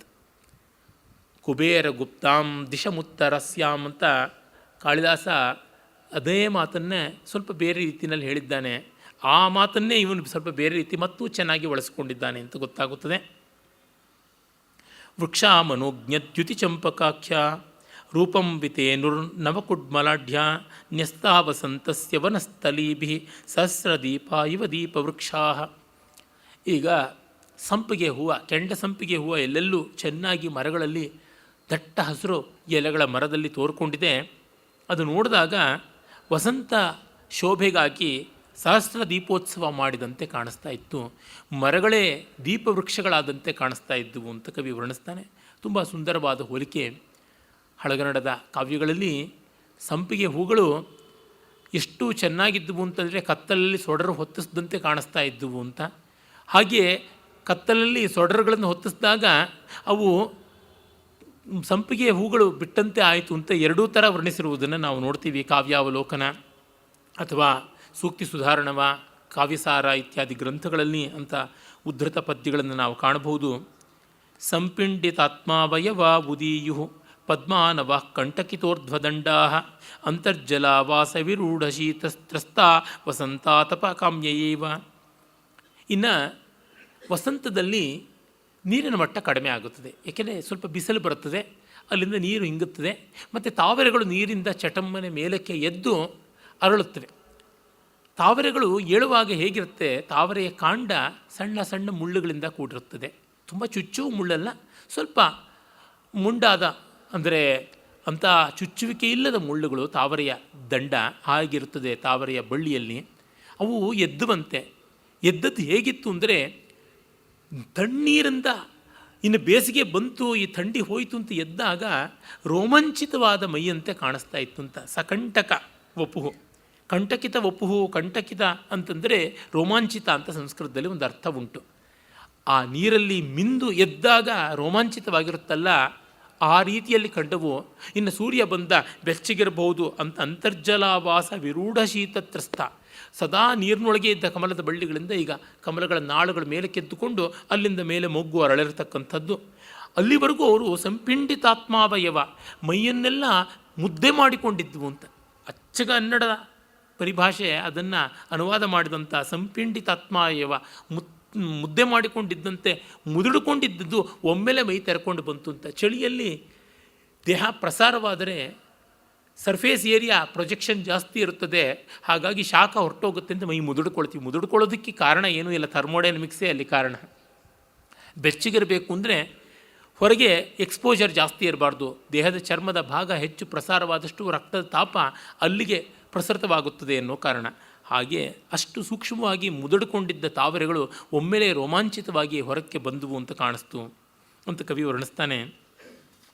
ಮತ್ತು ಅಲ್ಲಿದ್ದ ವಸಂತ ಪುಷ್ಪಗಳ ವರ್ಣನೆ ಮಾಡ್ತಾನೆ. ಇಲ್ಲೆಲ್ಲ ನಾವು ನೋಡಿ ಕಾಣಬೇಕಾದದ್ದು ಏನೆಂದರೆ, ಈ ಹೊತ್ತು ನಮಗೆ ಹೂಗಳು, ಹಣ್ಣುಗಳು, ತರಕಾರಿಗಳು ಬಹಳ ವೈವಿಧ್ಯಮಯವಾಗಿವೆ. ಪ್ರಾಚೀನ ಭಾರತದಲ್ಲಿ ಇಷ್ಟು ಬಗೆಯ ಹೂಗಳು, ಇಷ್ಟು ಬಗೆಯ ಹಣ್ಣುಗಳು, ಇಷ್ಟು ಬಗೆಯ ತರಕಾರಿಗಳು ಇರಲಿಲ್ಲ. ಆದರೆ ಇಷ್ಟು ಬಗೆಯ ಹೂಗಳಿದ್ದರೂ ನಾವು ನೋಡೋಲ್ಲ, ಇಷ್ಟು ಬಗೆಯ ಹಣ್ಣುಗಳಿದ್ದರೂ ಅವನು ತಿಂತೀವಿ ಹೊರತು ಅವುಗಳ ಬಣ್ಣವನ್ನು, ಆಕಾರವನ್ನು ಗಮನಿಸಿ ನೋಡೋದಿಲ್ಲ. ಅವರಿಗೆ ಪಾಪ ಇದ್ದ 8-10 ಹೂಗಳು, ಹಣ್ಣುಗಳನ್ನು ಎಷ್ಟು ಥರ, ಎಷ್ಟು ಕವಿಗಳು ವರ್ಣಿಸಿದ್ದಾರೆ ನೋಡಿ. ಏನೂ ಇಲ್ಲ, ಸುಮ್ಮನೆ ಸ್ಯಾಂಪಲ್ಗೆ ಹೇಳ್ತೀನಿ. ಈಗ ಸಂಸ್ಕೃತದಲ್ಲಿ ಬರೀತಕ್ಕಂಥವ್ರು ಸುಮಾರು 1000ಕ್ಕೂ ಹೆಚ್ಚು ಜನ ನಮ್ಮ ದೇಶದಲ್ಲಿದ್ದಾರೆ. ಇನ್ನು ಕನ್ನಡದಲ್ಲಿ ಎಲ್ಲರೂ ಕವಿಗಳೇ. ಶಂಭು ಹೆಗಡೆ ಅವರು ಹೇಳ್ತಾ ಇರ್ತಾರೆ, ನಮ್ಮ ಉತ್ತರ ಕನ್ನಡದಲ್ಲಿ ಪ್ರತಿಯೊಬ್ಬನೂ ಪರಿಸರ ಹೋರಾಟಗಾರ, ಪ್ರತಿಯೊಬ್ಬನೂ ಯಕ್ಷಗಾನ ಕಲಾವಿದ ಅಂತ. ಕನ್ನಡ ಬರೋವರೆಲ್ಲ ಕವಿಗಳು ಅಂತ. ಹೀಗಿರುವಾಗ ಎಷ್ಟು ಜನ ಕವಿಗಳು ಹೊಸ ಹೂಗಳನ್ನು, ಹೊಸ ಹಣ್ಣುಗಳನ್ನು ವರ್ಣಿಸಿದ್ದಾರೆ. ನಾನು ನೋಡಿದಂತೆ ತೆಂಗಿನ ಮರದ ಬಗ್ಗೆ ಶಿವರುದ್ರಪ್ಪನವರು ಕವಿತೆ ಬರೆದಿದ್ದಾರೆ. ದಾಳಂಬರಿ ಬಗ್ಗೆ, ನೇರಳೆ ಬಗ್ಗೆ ನಮ್ಮ ಪೂತಿ ನರಸಿಂಹಾಚಾರ್ಯರು ಬರೆದಿದ್ದಾರೆ. ಈ ಥರದ್ದು ಕೆಲವರು ಬಿಟ್ಟರೆ ಇನ್ಯಾರೂ ಏನೂ ಬರೆದಿಲ್ಲ. ಅಂದರೆ ನಮಗದು ಬೇಡವಾಗಿದೆ. ಕಿತ್ತಳೆ ಬಣ್ಣ, ನಿಂಬೆ ಬಣ್ಣ ಅಂತ ಅದನ್ನು ಹೋಲಿಕೆಗೆ ತೊಗೊಂಡು ಬರ್ತೀವಿ ಹೊರತು ಆ ನಿಂಬೆ ಹಣ್ಣಿನ ಸಿಪ್ಪೆಗೂ ಕಿತ್ತಳೆ ಹಣ್ಣಿನ ಸಿಪ್ಪೆಗೂ ಎಷ್ಟು ವ್ಯತ್ಯಾಸ ಇದೆ. ಕೆಲವು ಕಿತ್ತಳೆ ಹಣ್ಣುಗಳಂತೂ ಬಹಳ ಮರ್ಯಾದಸ್ಥವಾದ ಚಿತ್ರನಟಿಯರಂತೆ ಬಟ್ಟೆ ಬಿಚ್ಚೋದೇ ಇಲ್ಲ, ಸಿಪ್ಪೆ ಬಿಚ್ಚೋದೇ ಕಷ್ಟ. ಇನ್ನು ಕೆಲವು ಕಿತ್ತಳೆ ಹಣ್ಣುಗಳಂತೂ ಬಿಚ್ಚಮ್ಮಗಳೇ ಹೌದು, ಸುಮ್ಮನೆ ಮುಟ್ಟದೆ ಸಾಕು ಇಡೀ ಸಿಪ್ಪೆನೇ ಉದರ ಬಂದುಬಿಡುತ್ತವೆ, ಆ ಥರ ಇರುತ್ತವೆ. ಈ ರೀತಿಯಾಗಾದರೂ ಹೋಲಿಸ್ಯಾರ ಇಲ್ಲ. ಅಂದರೆ ಇಂಥದ್ದು ದಾಳಂಬರಿಯಿಂದ ಬೀಜನ ಹೊರಗೆ ತೆಗೆಯೋದು ಎಷ್ಟು ಕಷ್ಟ. ಜಿಪುಣಿನಿಂದ ಒಂದು ದಂಬಡಿ ತೆಗೆದಂತೆ ತಾನೆ. ಈ ಕಲ್ಪನೆಗಳನ್ನು ಮಾಡಿಕೊಂಡು ಈ ಹಣ್ಣುಗಳನ್ನು, ಈ ಕಾಯಿಗಳನ್ನು, ಈ ತರಕಾರಿಗಳನ್ನು ನಾವು ವರ್ಣಿಸೋದೇ ಇಲ್ಲವಲ್ಲ. ಮಾತತ್ತಿದ್ರೆ ಅಕ್ರೂಟ್ ಇದೆಯಾ, ಚೆರ್ರಿ ಇದೆಯಾ, ಮತ್ತೊಂದಿದೆಯಾ, ಮಗದೊಂದಿದೆಯಾ, ಅದಿದೆಯಾ, ಇದಿದೆಯಾ ಅಂತೆಲ್ಲ ಕೇಳ್ತೀವಿ. ಸ್ಟ್ರಾಬೆರಿ ಇದೆಯಾ, ರಾಸ್ಬೆರಿ ಇದೆಯಾ, ಎಲ್ಲ ಬೆರ್ರಿಗಳು ಇವೆ. ಆದರೆ ಅವುಗಳನ್ನು ಒಂದು ಸ್ವಲ್ಪವಾದರೂ ಕಾವ್ಯಕ್ಕೆ ವಸ್ತುವಾಗಿ ಮಾಡಿಕೊಂಡಿದ್ದೀವ, ಕಲ್ಪನೆಗೆ ಮಾಡಿಕೊಂಡಿದ್ದೀವ? ಇಲ್ಲ. ಇಷ್ಟು ಹೊಸ ಹೊಸ ಹೂಗಳು ಬಂದಿವೆ. ಯಾವ ಹೊಸ ಹೂಗಳ ಬಗ್ಗೆ ಏನೂ ಇಲ್ಲ. ನಮ್ಮ ಕವಿಗಳು ಮಾತಾದರೆ ನರಸಿಂಹಸ್ವಾಮಿಯವರಂತೂ ಮಲ್ಲಿಗೆಗೆ ಮುಡುಪಾಗಿಬಿಟ್ರು. ಅವರು ಪಾತಿವ್ರತ್ಯ ಪೂರ್ತಿ ಮಲ್ಲಿಗೆಗೆ ಸಂದುಬಿಡ್ತು. ಸಂಪಿಗೆಯನ್ನು ಕೂಡ ಅಪ್ಪಿತಪ್ಪಿ ಅವರ ಹೆಸರಿಸೋದಿಲ್ಲ. ಹೋಗಲಿ, ಅವರಂತೂ ಮಲ್ಲಿಗೆಯ ಕವಿಯೇ. ನಾವು ಮೈಲಿಗೆ ಕವಿಗಳಾಗ್ಬಿಟ್ಟಿದ್ದೀವಿ, ಇನ್ಯಾವ ಹೂಗಳನ್ನು ವರ್ಣಿಸೋದಿಲ್ಲ ಅನ್ನೋ ತರಹ. ಎಷ್ಟು ಹೊಸ ಹೊಸ ಹೂಗಳು ಎಷ್ಟೆಲ್ಲ ಬಂದಿಲ್ಲ, ನಮಗೆ ಹೆಸರೇ ಗೊತ್ತಿಲ್ಲ, ಇನ್ನೇನು ಮಾಡೇವು. ಲಾಲ್ಬಾಗ್ನಲ್ಲಿ ಬೇಕಾದಂತೆ ಬರ್ತದೆ. ವಿ ಸೀತಾರಾಮಯ್ಯನಂಥ ಪುಣ್ಯಾತ್ಮರು ಹೋಗಿ ನೋಡಿ ಸಂತೋಷ ಪಡ್ತಾಯಿದ್ರು, ಜೊತೆಯವರಿಗೆ ಹೇಳ್ತಾಯಿದ್ರು. ಅವರು ಈ ಕತ್ತಿ ಮರ ಅಂತ ಹೇಳ್ತಾರೆ, ಗುಲ್ಮೊಹರ್ ಅಂತ ನಾವಂತೀವಿ. ಅದನ್ನು ಕೆಂಪು ಹೂ ಸಾಲ್ಮರನ ಕೆಂಪು ಹೂ ಮರನ ಸಾಲಿನಲ್ಲಿ ನಡ್ಕೊಂಡು ಬರುವಂಥದ್ದನ್ನೇ ಕವಿತೆಯಾಗಿ ಬರೀತಾರೆ. ಆದರೆ ಈಗಿನವರು ಏನು ಮಾಡಿದ್ದಾರೆ, ಏನೂ ಇಲ್ಲವಲ್ಲ ಅಂತ ನೋಡಿದ್ರೆ ನಮ್ಮ ಸಂವೇದನಶೀಲತೆ ಎಷ್ಟು ಅಲ್ಪವಾದದ್ದು ಅಂತ ಅನಿಸುತ್ತದೆ. ನನಗನ್ನಿಸೋದು ನಮ್ಮ ಪೂರ್ವದವರಲ್ಲಿ ಅವರು ಏನನ್ನು ಕಂಡರೋ ಅದನ್ನು ಸಮೃದ್ಧವಾಗಿ ಅನುಭವಿಸಿ ಅದನ್ನು ಮತ್ತೂ ಚೆನ್ನಾಗಿ 10 ಜನಕ್ಕೆ 1000 ಕಾಲ ಇರುವಂತೆ ಹೇಳಿದ್ದಾರೆ. ಇದು ಅವರ ದೊಡ್ಡತನ. ಅವರು ಕುಡಿದದ್ದು ಅಂಬಲಿನೇ ಇರ್ಬೋದು, ಅದನ್ನು ಚಪ್ಪರಿಸಿಕೊಂಡು ಚೆನ್ನಾಗಿ ಕುಡಿದಿದ್ದಾರೆ. ಅವರು ತಿಂದದ್ದು ರಾಗಿ ಮುದ್ದೆನೇ ಇರ್ಬೋದು, ಅದನ್ನಷ್ಟು ಆಸ್ವಾದಿಸಿದ್ದಾರೆ. ಮುಖ್ಯವಾಗಿ ಸಂಪತ್ತಿಗಿಂತ ಭೋಗ ಬೇಕಾಗಿರೋದು, ಭೋಗ ವಸ್ತುವಿಗಿಂತ ಭೋಗ ಭಾವ ಬೇಕು. ಅದರಿಂದಲೇ ನೋಡಿ, ನಮಗೆ ಸವಿಯೋ ನಾಲಿಗೆ ಇಲ್ಲದೆ ಇದ್ದರೆ ಅದು ಏನಿಟ್ಟರೂ ಒಂದೇ. ಜ್ವರ ಬಂದಾಗ ನಾಲಿಗೆ ಮೇಲೆ ಅಮೃತ ಇಟ್ಟರೂ ಒಂದೇ, ಏನಿಟ್ಟರೂ ಒಂದೇ, ಹಾಗೆ ಕಾಣಿಸುತ್ತೆ. ನಾವು ಈ ತರಹ ಭೋಗ ಸಾಮಗ್ರಿ ಸಂಚಯನ ಜ್ವರದಲ್ಲಿ ಭೋಗವನ್ನು ಕಾಣ್ತಾ ಇಲ್ಲ. ಚೆನ್ನಾಗಿ ಇರುವುದನ್ನೇ ಭೋಗಿಸಿದರೆ ವೈರಾಗ್ಯ ಬರುತ್ತೆ, ಬೇಗ ಬರುತ್ತೆ, ಇದು ಸಾಕು ಅಂತ ಅನಿಸುತ್ತೆ. ಆಗ ಚಿತ್ತಶುದ್ಧಿ ಉಂಟಾಗುತ್ತದೆ, ತತ್ವಜ್ಞಾನದ ಕಡೆಗೆ ತಿರುಗ್ತೀವಿ. ದುರ್ದೈವ ನಮಗೆ ಅದು ಇಲ್ಲದಂತೆ ಆಗಿದೆ. ಹಾಗಾಗಿ ವಸ್ತುಗಳಲ್ಲಿ ಯಾವಾಗ ತಾದಾತ್ಮ್ಯ ಬರುವುದಿಲ್ಲ, ಭೋಗದಲ್ಲಿ ಯಾವಾಗ ಮನಸ್ಸು ಬಲಿಯೋಲ್ಲ, ಭೋಗದಲ್ಲಿಯೇ ಬಲಿದೆ ಇದ್ದ ಮನಸ್ಸು ಭೋಗಿ ಭೋಗಾಸನಾಸೀನನಾದ ಪರಮಾತ್ಮನಲ್ಲಿ ಎಲ್ಲಿ ಬರುತ್ತದೆ? ಅಟ್ಟಕ್ಕೆ ಹಾರಿದವರು ಬೆಟ್ಟಕ್ಕೆ ಹಾರ್ತೀವ ಅಂತ ಅನಿಸ್ಬಿಡ್ತದೆ. ಈ ಜಗತ್ತೆಲ್ಲ ಆ ಪರಮಾತ್ಮನ ವಿಭೂತಿ ಅಲ್ವ? ಅವನ ವಿಭೂತಿಯನ್ನೇ ಸರಿಯಾಗಿ ಸವಿಯೋಕ್ಕಾಗೋಲ್ಲ ಅಂತಂದರೆ ಅವನನ್ನು ಹೇಗೆ ನೋಡೋಕ್ಕಾಗುತ್ತೆ? ಫೋಟೋನೇ ಸರಿಯಾಗಿ ನೋಡಲಿಲ್ಲ ಅಂತಂದರೆ ಇನ್ನು ವಧು ಪರೀಕ್ಷೆಗೆ ಯಾಕೆ ಬರಬೇಕು ಅಂತ. ಈಗ ವರಪರೀಕ್ಷೆಗೆ ಅಂತ ಹೇಳಬೇಕಾದ ಸ್ಥಿತಿ ಬಂದಿದೆ. ಇರಲಿ, ವರಪರೀಕ್ಷೆಯೋ ಸುವರ ಪರೀಕ್ಷೆಯೋ, ಒಟ್ಟಿನಲ್ಲಿ ಪರಿತಃ ಈ ಪರೀಕ್ಷಣಂ ಚೆನ್ನಾಗಿ ಸಾಗಬೇಕಾಗಿದೆ. ಇದನ್ನು ಕಂಡಾಗ ಕಾಳಿದಾಸ, ಕುಮಾರದಾಸ, ಪಂಪ ಮೊದಲಾದ ಕವಿಗಳು ಒಂದೊಂದು ಸಣ್ಣ ಸಣ್ಣದನ್ನು ಅಷ್ಟು ಆಪ್ಯಾಯನವಾಗಿ, ಹೃದಯಂಗಮವಾಗಿ, ನಿರ್ಭರವಾಗಿ ವರ್ಣಿಸ್ತಾರೆ. ತುಂಬ ದೊಡ್ಡದು ನೋಡಿ. ವಂದ್ಯೋಪಿ ಸಾಲಕ್ತಕಪಾದಘಾತಂ ಲಬ್ಧ್ವಾರಣನ್ನೂಪುರಮಂಗನಾನಾಂ ಉದ್ಭೂತ ರೋಮಾಂಚೈವಾತಿ ಹರ್ಷಾತ್ ಪುಷ್ಪಾಂಕುರೈರಾಸನವೈರಶೋಕಃ. ಸಾಲಕ್ತಕಪಾದಘಾತಂ ರಣನ್ನೂಪುರಂ ಲಬ್ಧ್ವಾ ವಂದ್ಯಾ ಅಪಿ. ಸುಂದರಿಯರ ಕಾಲ್ಗೆಜ್ಜೆಯ ನಾದದೊಂದಿಗೆ ಆಲತಿಗೆ ಹಚ್ಚಿರುವ ಆಲಕ್ತಕಾಂಕಿತವಾದ ಪಾದದ ಸ್ಪರ್ಶ ಇಲ್ಲದೆಯೇ ಮರ ಅಶೋಕ ವೃಕ್ಷ ಚಿಗುರು ಬಿಡುತ್ತದೆ. ಬಂಜೆ ಆದ ಮರವೂ ಕೂಡ ಚಿಗುರುತ್ತದೆ. ಉದ್ಭೂತ ರೋಮಾಂಚ, ಅವರ ಪಾದಸ್ಪರ್ಶದಿಂದ ರೋಮಾಂಚಿತವಾಯಿತು ಅಂತೆ ಅಡಿಯಿಂದ ಮುಡಿಯವರೆಗೂ ಕೂಡ ಅದು ಪುಷ್ಪಾಂಕುರೈಹಿ ನವೈಹಿ ಅಶೋಕ ಆಸ ಹರ್ಷಾತ್ ಹರ್ಷಾತಿರೇಕಾತ್ ಆನಂದ ಪಡುವಂತೆ ಅಂತ. ವಾಲ್ಮೀಕಿ ಮಹರ್ಷಿಗಳು ರಾಮಾಯಣದಲ್ಲಿ ಕಿಷ್ಕಿಂಧಾಕಾಂಡದ ಆರಂಭದಲ್ಲಿಯೇ ವಸಂತ ವಿಜೃಂಭಣವನ್ನು ವರ್ಣಿಸ್ತಾರೆ. ಅಡಿಯಿಂದ ಮುಡಿವರೆಗೂ ಚಿಗುರು ಹೂವು ಎಲ್ಲ ಇರುವ ಅಶೋಕ ವೃಕ್ಷ ನೋಡಿದ್ರೆ ತನ್ನಂತೆಯೇ ವಿರಹ ವೇದನೆಯಿಂದ ಉರಿದು ಹೋಗ್ತಾ ಇದೆ ಅನ್ನುವಂತೆ ಕಾಣಿಸ್ತಾ ಇದೆ. ಆ ಜಂಕರಿಸ್ತಾ ಇರತಕ್ಕಂಥ ದುಂಬಿಗಳು ಆ ಬೆಂಕಿ ಚೆನ್ನಾಗಿ ಉರಿಯುವಾಗ ಶಬ್ದ ಕೂಡ ಬರುತ್ತದೆ. ನೀರ್ವಲಿಯನ್ನು ಹಾಕಿದ್ದರೆ ಆ ಬೆಂಕಿ ಉರಿಯುವಾಗ ಆ ಕಟ್ಟಿಗೆಯಲ್ಲಿಯೋ ತೆಂಗಿನ ಕರಟದಲ್ಲಿಯೋ ಇರತಕ್ಕಂಥ ಎಣ್ಣೆಯನ್ನು ಹೀರಿಕೊಂಡು ಸೀ ಎನ್ನುವ ಶಬ್ದ ಬರ್ತಾ ಸೀದುಕೊಂಡು ಉರಿಯುತ್ತದೆ. ಅಗ್ನಿ ಸಶಬ್ದವಾಗಿ ಉರಿಯುತ್ತದೆ. ಆ ರೀತಿಯಾಗಿ ಝಂಕಾರ ಇತ್ತು. ಹೊಗೆ ಏಳ್ತಾ ಇರುವಂತೆ ದುಂಬಿಗಳ ಗುಂಪು ಏಳ್ತಾ ಇದೆ ಅಂತ ಹೇಳ್ಬಿಟ್ಟಂತಾನೆ ರಾಮ. ಎಷ್ಟು ಸುಂದರವಾದ ವರ್ಣನೆ. ಅದೇ ರೀತಿಯಾಗಿ ವಾಸಂತಿ ಕಸ್ಯಾಂಶೌಚ ಯೇನ ಭಾನೋ ಹೇಮಂತಮಾಲೋಕ್ಯ ತಪ್ರಭಾತಂ ಸರೋರುಹಾಂ ಉದ್ಧೃತಕಂಟಕೇನ ಪ್ರೀತ್ಯೈವ ರಮ್ಯಂ ಜಹಸೇ ವನೇನ. ಇನ್ನು ವಾಸಂತಿಕಸ್ಯ ಅಂಶುಚಯೇನ ಭಾನೋ ಹೇಮಂತಂ ಆಲೋಕ್ಯ ಹತಪ್ರಭಾತಂ. ಹೇಮಂತಕ್ಕೀಗ ಕಾಂತಿ ಇಲ್ಲ, ಅದರ ಬಿಂಕ ಹೋಗಿದೆ, ಚಳಿ ಕುಗ್ಗಿದೆ, ಮಾಗಿ ತಗ್ಗಿದೆ. ಅದನ್ನು ನೋಡಿ ವನವೇ ನಕ್ಕು ಬಿಟ್ಟಂತೆ ಹೂಗಳು ಅರಳ್ತಾ ಇವೆ ಅಂತ. ರೋಮಾಂಚಿತವಾಗಿ ವನದೇವಿಯೇ ನಕ್ಕಂತೆ ಕಮಲಗಳು, ಕಲ್ಹಾರಗಳು, ಬೇರೆ ಹೂಗಳು ಸರೋರುಹ ಮುದ್ರತ ಕಂಟಕೇನ ಕಂಟಕೋದ್ಧಾರವಾಯಿತು. ಅಂದರೆ ನಮಗಿದ್ದ ತೊಂದರೆ ಮುಳ್ಳು ಹೋಯಿತು ಅಂತ. ಕಾಲಿಗೆ ಚುಚ್ಚಿದ ಮುಳ್ಳು, ಮೈಗೆ ಚುಚ್ಚಿದ ಮುಳ್ಳು ಹೋದರೆ ಹೇಗಾಗುತ್ತೋ ಆ ರೀತಿಯಲ್ಲಿ ಉದ್ಧತ ಕಂಟಕ ಅನ್ನೋದಕ್ಕೆ ಎರಡರ್ಥ. ಮುಳ್ಳನ್ನು ತೆಗೆದಿರೋದೊಂದು, ಮುಳ್ಳಾಗಿರ್ತಕ್ಕಂಥ ಕಾಂಡ ಮೇಲೆ ಕೆದ್ದು ಕಮಲಗಳು ಅರಳಿರೋದು ನೋಡಿದ್ರೆ ವನದೇವತೆಯೇ ನಕ್ಕಂತೆ, ಪ್ರಕೃತಿಯೇ ಚಳಿ ಹಬ್ಬ ಹೋಯಿತು, ಇನ್ನು ಆ ಹೇಮಂತದ ದರ್ಪ ಅಬ್ಬರ ತೀರ್ತು ಅಂತ ನಕ್ಕಂತೆ ಇತ್ತು. ಜಹಸೇ ವನೇನ ಹೇಮಂತ ಹತಪ್ರಭಾತಂ. ಹತಪ್ರಭಾತ, ಆ ಬೆಳಕು ಅದರ ಸೊಗಸು ಎಲ್ಲ ಹೋಗಿದೆ ಹೇಮಂತದ್ದು ಅಂತ.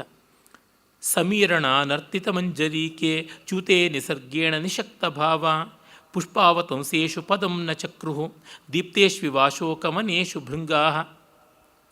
ಸಮೀರಣ ಆನರ್ತಿತ ಮಂಜರೀಕೆ, ಗಾಳಿ ಹೂಗುಚ್ಛಗಳಿಗೆ, ಚಿಗುರುಗಳಿಗೆ, ಬಳ್ಳಿಗಳಿಗೆ ನರ್ತನವನ್ನು ಕಲಿಸ್ತಕ್ಕಂಥ ನಾಟ್ಯಾಚಾರ್ಯ. ಅದನ್ನು ಕಾವ್ಯಾವಲೋಕನದಲ್ಲಿ, ಕಾವ್ಯಸಾರದಲ್ಲಿ ಎಲ್ಲ ತುಂಬ ಚೆನ್ನಾಗಿ ಬಗೆ ಬಗೆಯ ರೀತಿಯಲ್ಲಿ ವರ್ಣಿಸಿದ್ದಾರೆ. ಈ ಎಲ್ಲ ಅದನ್ನು ಸಂಸ್ಕೃತ ಕವಿಗಳಿಂದ ಓದಿ ಕನ್ನಡ ಕವಿಗಳು ತೆಗೆದುಕೊಂಡು ತುಂಬ ಚೆನ್ನಾಗಿ ಮಾಡಿದ್ದಾರೆ. ಚ್ಯೂತೆ ನಿಸರ್ಗೇಣ ನಿಶಕ್ತ ಭಾವಾ. ಮಾವಿನ ಚಿಗುರು, ಮಾವಿನ ಗುಚ್ಛ, ಹೂಗುಚ್ಛ, ಮಂಜರಿ, ಅದರೊಳಗೆ ಆ ಭೃಂಗಗಳು, ದುಂಬಿಗಳು ಪೂರ್ತಿಯಾಗಿ ಅಲ್ಲಿಯೇ ಮೈಮರೆತಿರ್ತಕ್ಕಂಥವು. ಪುಷ್ಪಾವತಂಸೇಷು ಪದಂನ ಚಕ್ರುಹು ದೀಪ್ತೇಶ್ವಿವ ಅಶೋಕವನೇಶು ಭೃಂಗಾ. ಅಶೋಕದ ಹೂಗಳು ಕೆಂಪಗೆ ಗುಚ್ಛವಾಗಿದ್ದರೆ ಮಾವಿನ ಚಿಗುರಲ್ಲಿ ಮಾವಿನ ಹೂವು ಬಂಗಾರದ ಬಣ್ಣದಲ್ಲಿರುತ್ತೆ, ಅಪ್ಪಟ ಹಳದಿ ಬಣ್ಣ, ಅಪರಂಜಿ ಬಣ್ಣದಲ್ಲಿರುತ್ತೆ. ಅಶೋಕವು ಧಗಧಿಸುವ ಬೆಂಕಿಗೆಂಪು, ರಕ್ತಾಶೋಕ ಅಂತಲೇ ಹೇಳ್ತೀವಿ. ಆ ಅಶೋಕ ವೃಕ್ಷಕ್ಕೆ ಈ ದುಂಬಿಗಳು ಹೋಗ್ತಾ ಇಲ್ವಂತೆ. ಯಾಕೆಂದರೆ ಅದು ಬೆಂಕಿ ಬಿದ್ದಿದೆ, ನಾವು ತಂಪಾಗಿ ಮಾವಿನ ಚಿಗುರು, ಮಾವಿನ ಹೂವಿನಲ್ಲೇ ಇರೋಣ, ಇನ್ನು ಬೇಡ. ಇಲ್ಲಿ ಚೆನ್ನಾಗಿ ಆ ಚಿಗುರುಗಳಿಗೆ, ಹೂಗಳಿಗೆ ನಾಟ್ಯವನ್ನು ಕಲಿಸ್ತಾ ಇರತಕ್ಕಂಥ ಗಾಳಿ ಬೇರೆ ಸುಳಿತಾ ಇದೆ. ಈ ನಾಟ್ಯವನ್ನು ನೋಡಿಕೊಂಡು ಮತ್ತು ಮಾವಿನ ಹೂಗಳ ಮಕರಂದವನ್ನು ಹೀರಿಕೊಂಡು, ಈಗೆಲ್ಲ ಉಂಟಲ್ಲ ದೊಡ್ಡ ದೊಡ್ಡ ಪಾರ್ಟಿ ಹಾಲ್ಗಳಲ್ಲಿ ಎಲ್ಲ 7-8 ಸ್ಟಾರ್ಗಳು ಯಾವುದಿವೆ ಆ ಹೋಟೆಲ್ಗಳಲ್ಲೆಲ್ಲ ನೃತ್ಯ ಗೀತಾದಿಗಳು ನಡೆಯುವಾಗ ಮದ್ಯ ವಿತರಣೆ ಕೂಡ ನಡೀತಾ ಇರುತ್ತೆ. ಅವರವರ ಟೇಬಲ್ಗಳಲ್ಲಿ ನಿಧಾನವಾಗಿ ಇವುಗಳನ್ನೆಲ್ಲ ಆಸ್ವಾದ ಮಾಡಿಕೊಂಡು ನೋಡ್ತಾ ಇರ್ತಾರೆ, ಪಂಚೇಂದ್ರಿಯ ತೃಪ್ತಿ ಪಡಿತಾ ಇರ್ತಾರೆ ಅಂತ. ಹಾಗೆ ದುಂಬಿಗಳು ಮತ್ತವಾಗಿ ಆ ಕಡೆ ಹೋಗದಂತೆ ತಮಗೆ ತಾವೇ ಪ್ರತ್ಯೇಕವಾಗಿದ್ದುವು. ವಿನಿದ್ರ ಪುಷ್ಪಾಭರಣ ಪಲಾಶ ಸಮುಲ್ಲಸತ್ಕುಂದ ಲತಾವನದ್ದ ಉದ್ಭೂತ ಭಸ್ಮ ಮಧುನೈವರೇಜೆ ರಾಶೀಕೃತೋ ಮನ್ಮಥದಾಹವನ್ಹಿ. ಮನ್ಮಥನನ್ನು ಮಹಾದೇವ ಸುಟ್ಟು ಬೂದಿ ಮಾಡಿದ್ನಲ್ಲ, ಒಂದಿಷ್ಟು ಕೆಂಡ, ಒಂದಿಷ್ಟು ಇದ್ದಿಲು, ಒಂದಿಷ್ಟು ಬೂದಿ ಎಲ್ಲ ಉಳಿದಿದೆ. ಈಗ ಆ ಪಲಾಶ ವೃಕ್ಷ ಹೇಗಿದೆ ಅಂತಂದರೆ ಅಲ್ಲಿ ಮಲ್ಲಿಗೆ ಕೂಡ ಸುತ್ತಕೊಂಡು ಬಿಟ್ಟಿದೆ. ಪಲಾಶ ವೃಕ್ಷ ಅಂದರೆ ಮುತ್ತುಗದ ಮರ, ಮುತ್ತುಗದ ಮರಕ್ಕೆ ಮಲ್ಲಿಗೆ ಬಳ್ಳಿ ಸುತ್ತಕೊಂಡಿದೆ. ಪಲಾಶ ವೃಕ್ಷಗಳು ವಸಂತ ಕಾಲದಲ್ಲಿ ಹೇಗಿರ್ತವೆ ಅಂದರೆ ಅವುಗಳ ತುದಿಗೊಂಬೆಗಳು ಕಪ್ಪು ಬಣ್ಣದಲ್ಲಿರುತ್ತವೆ.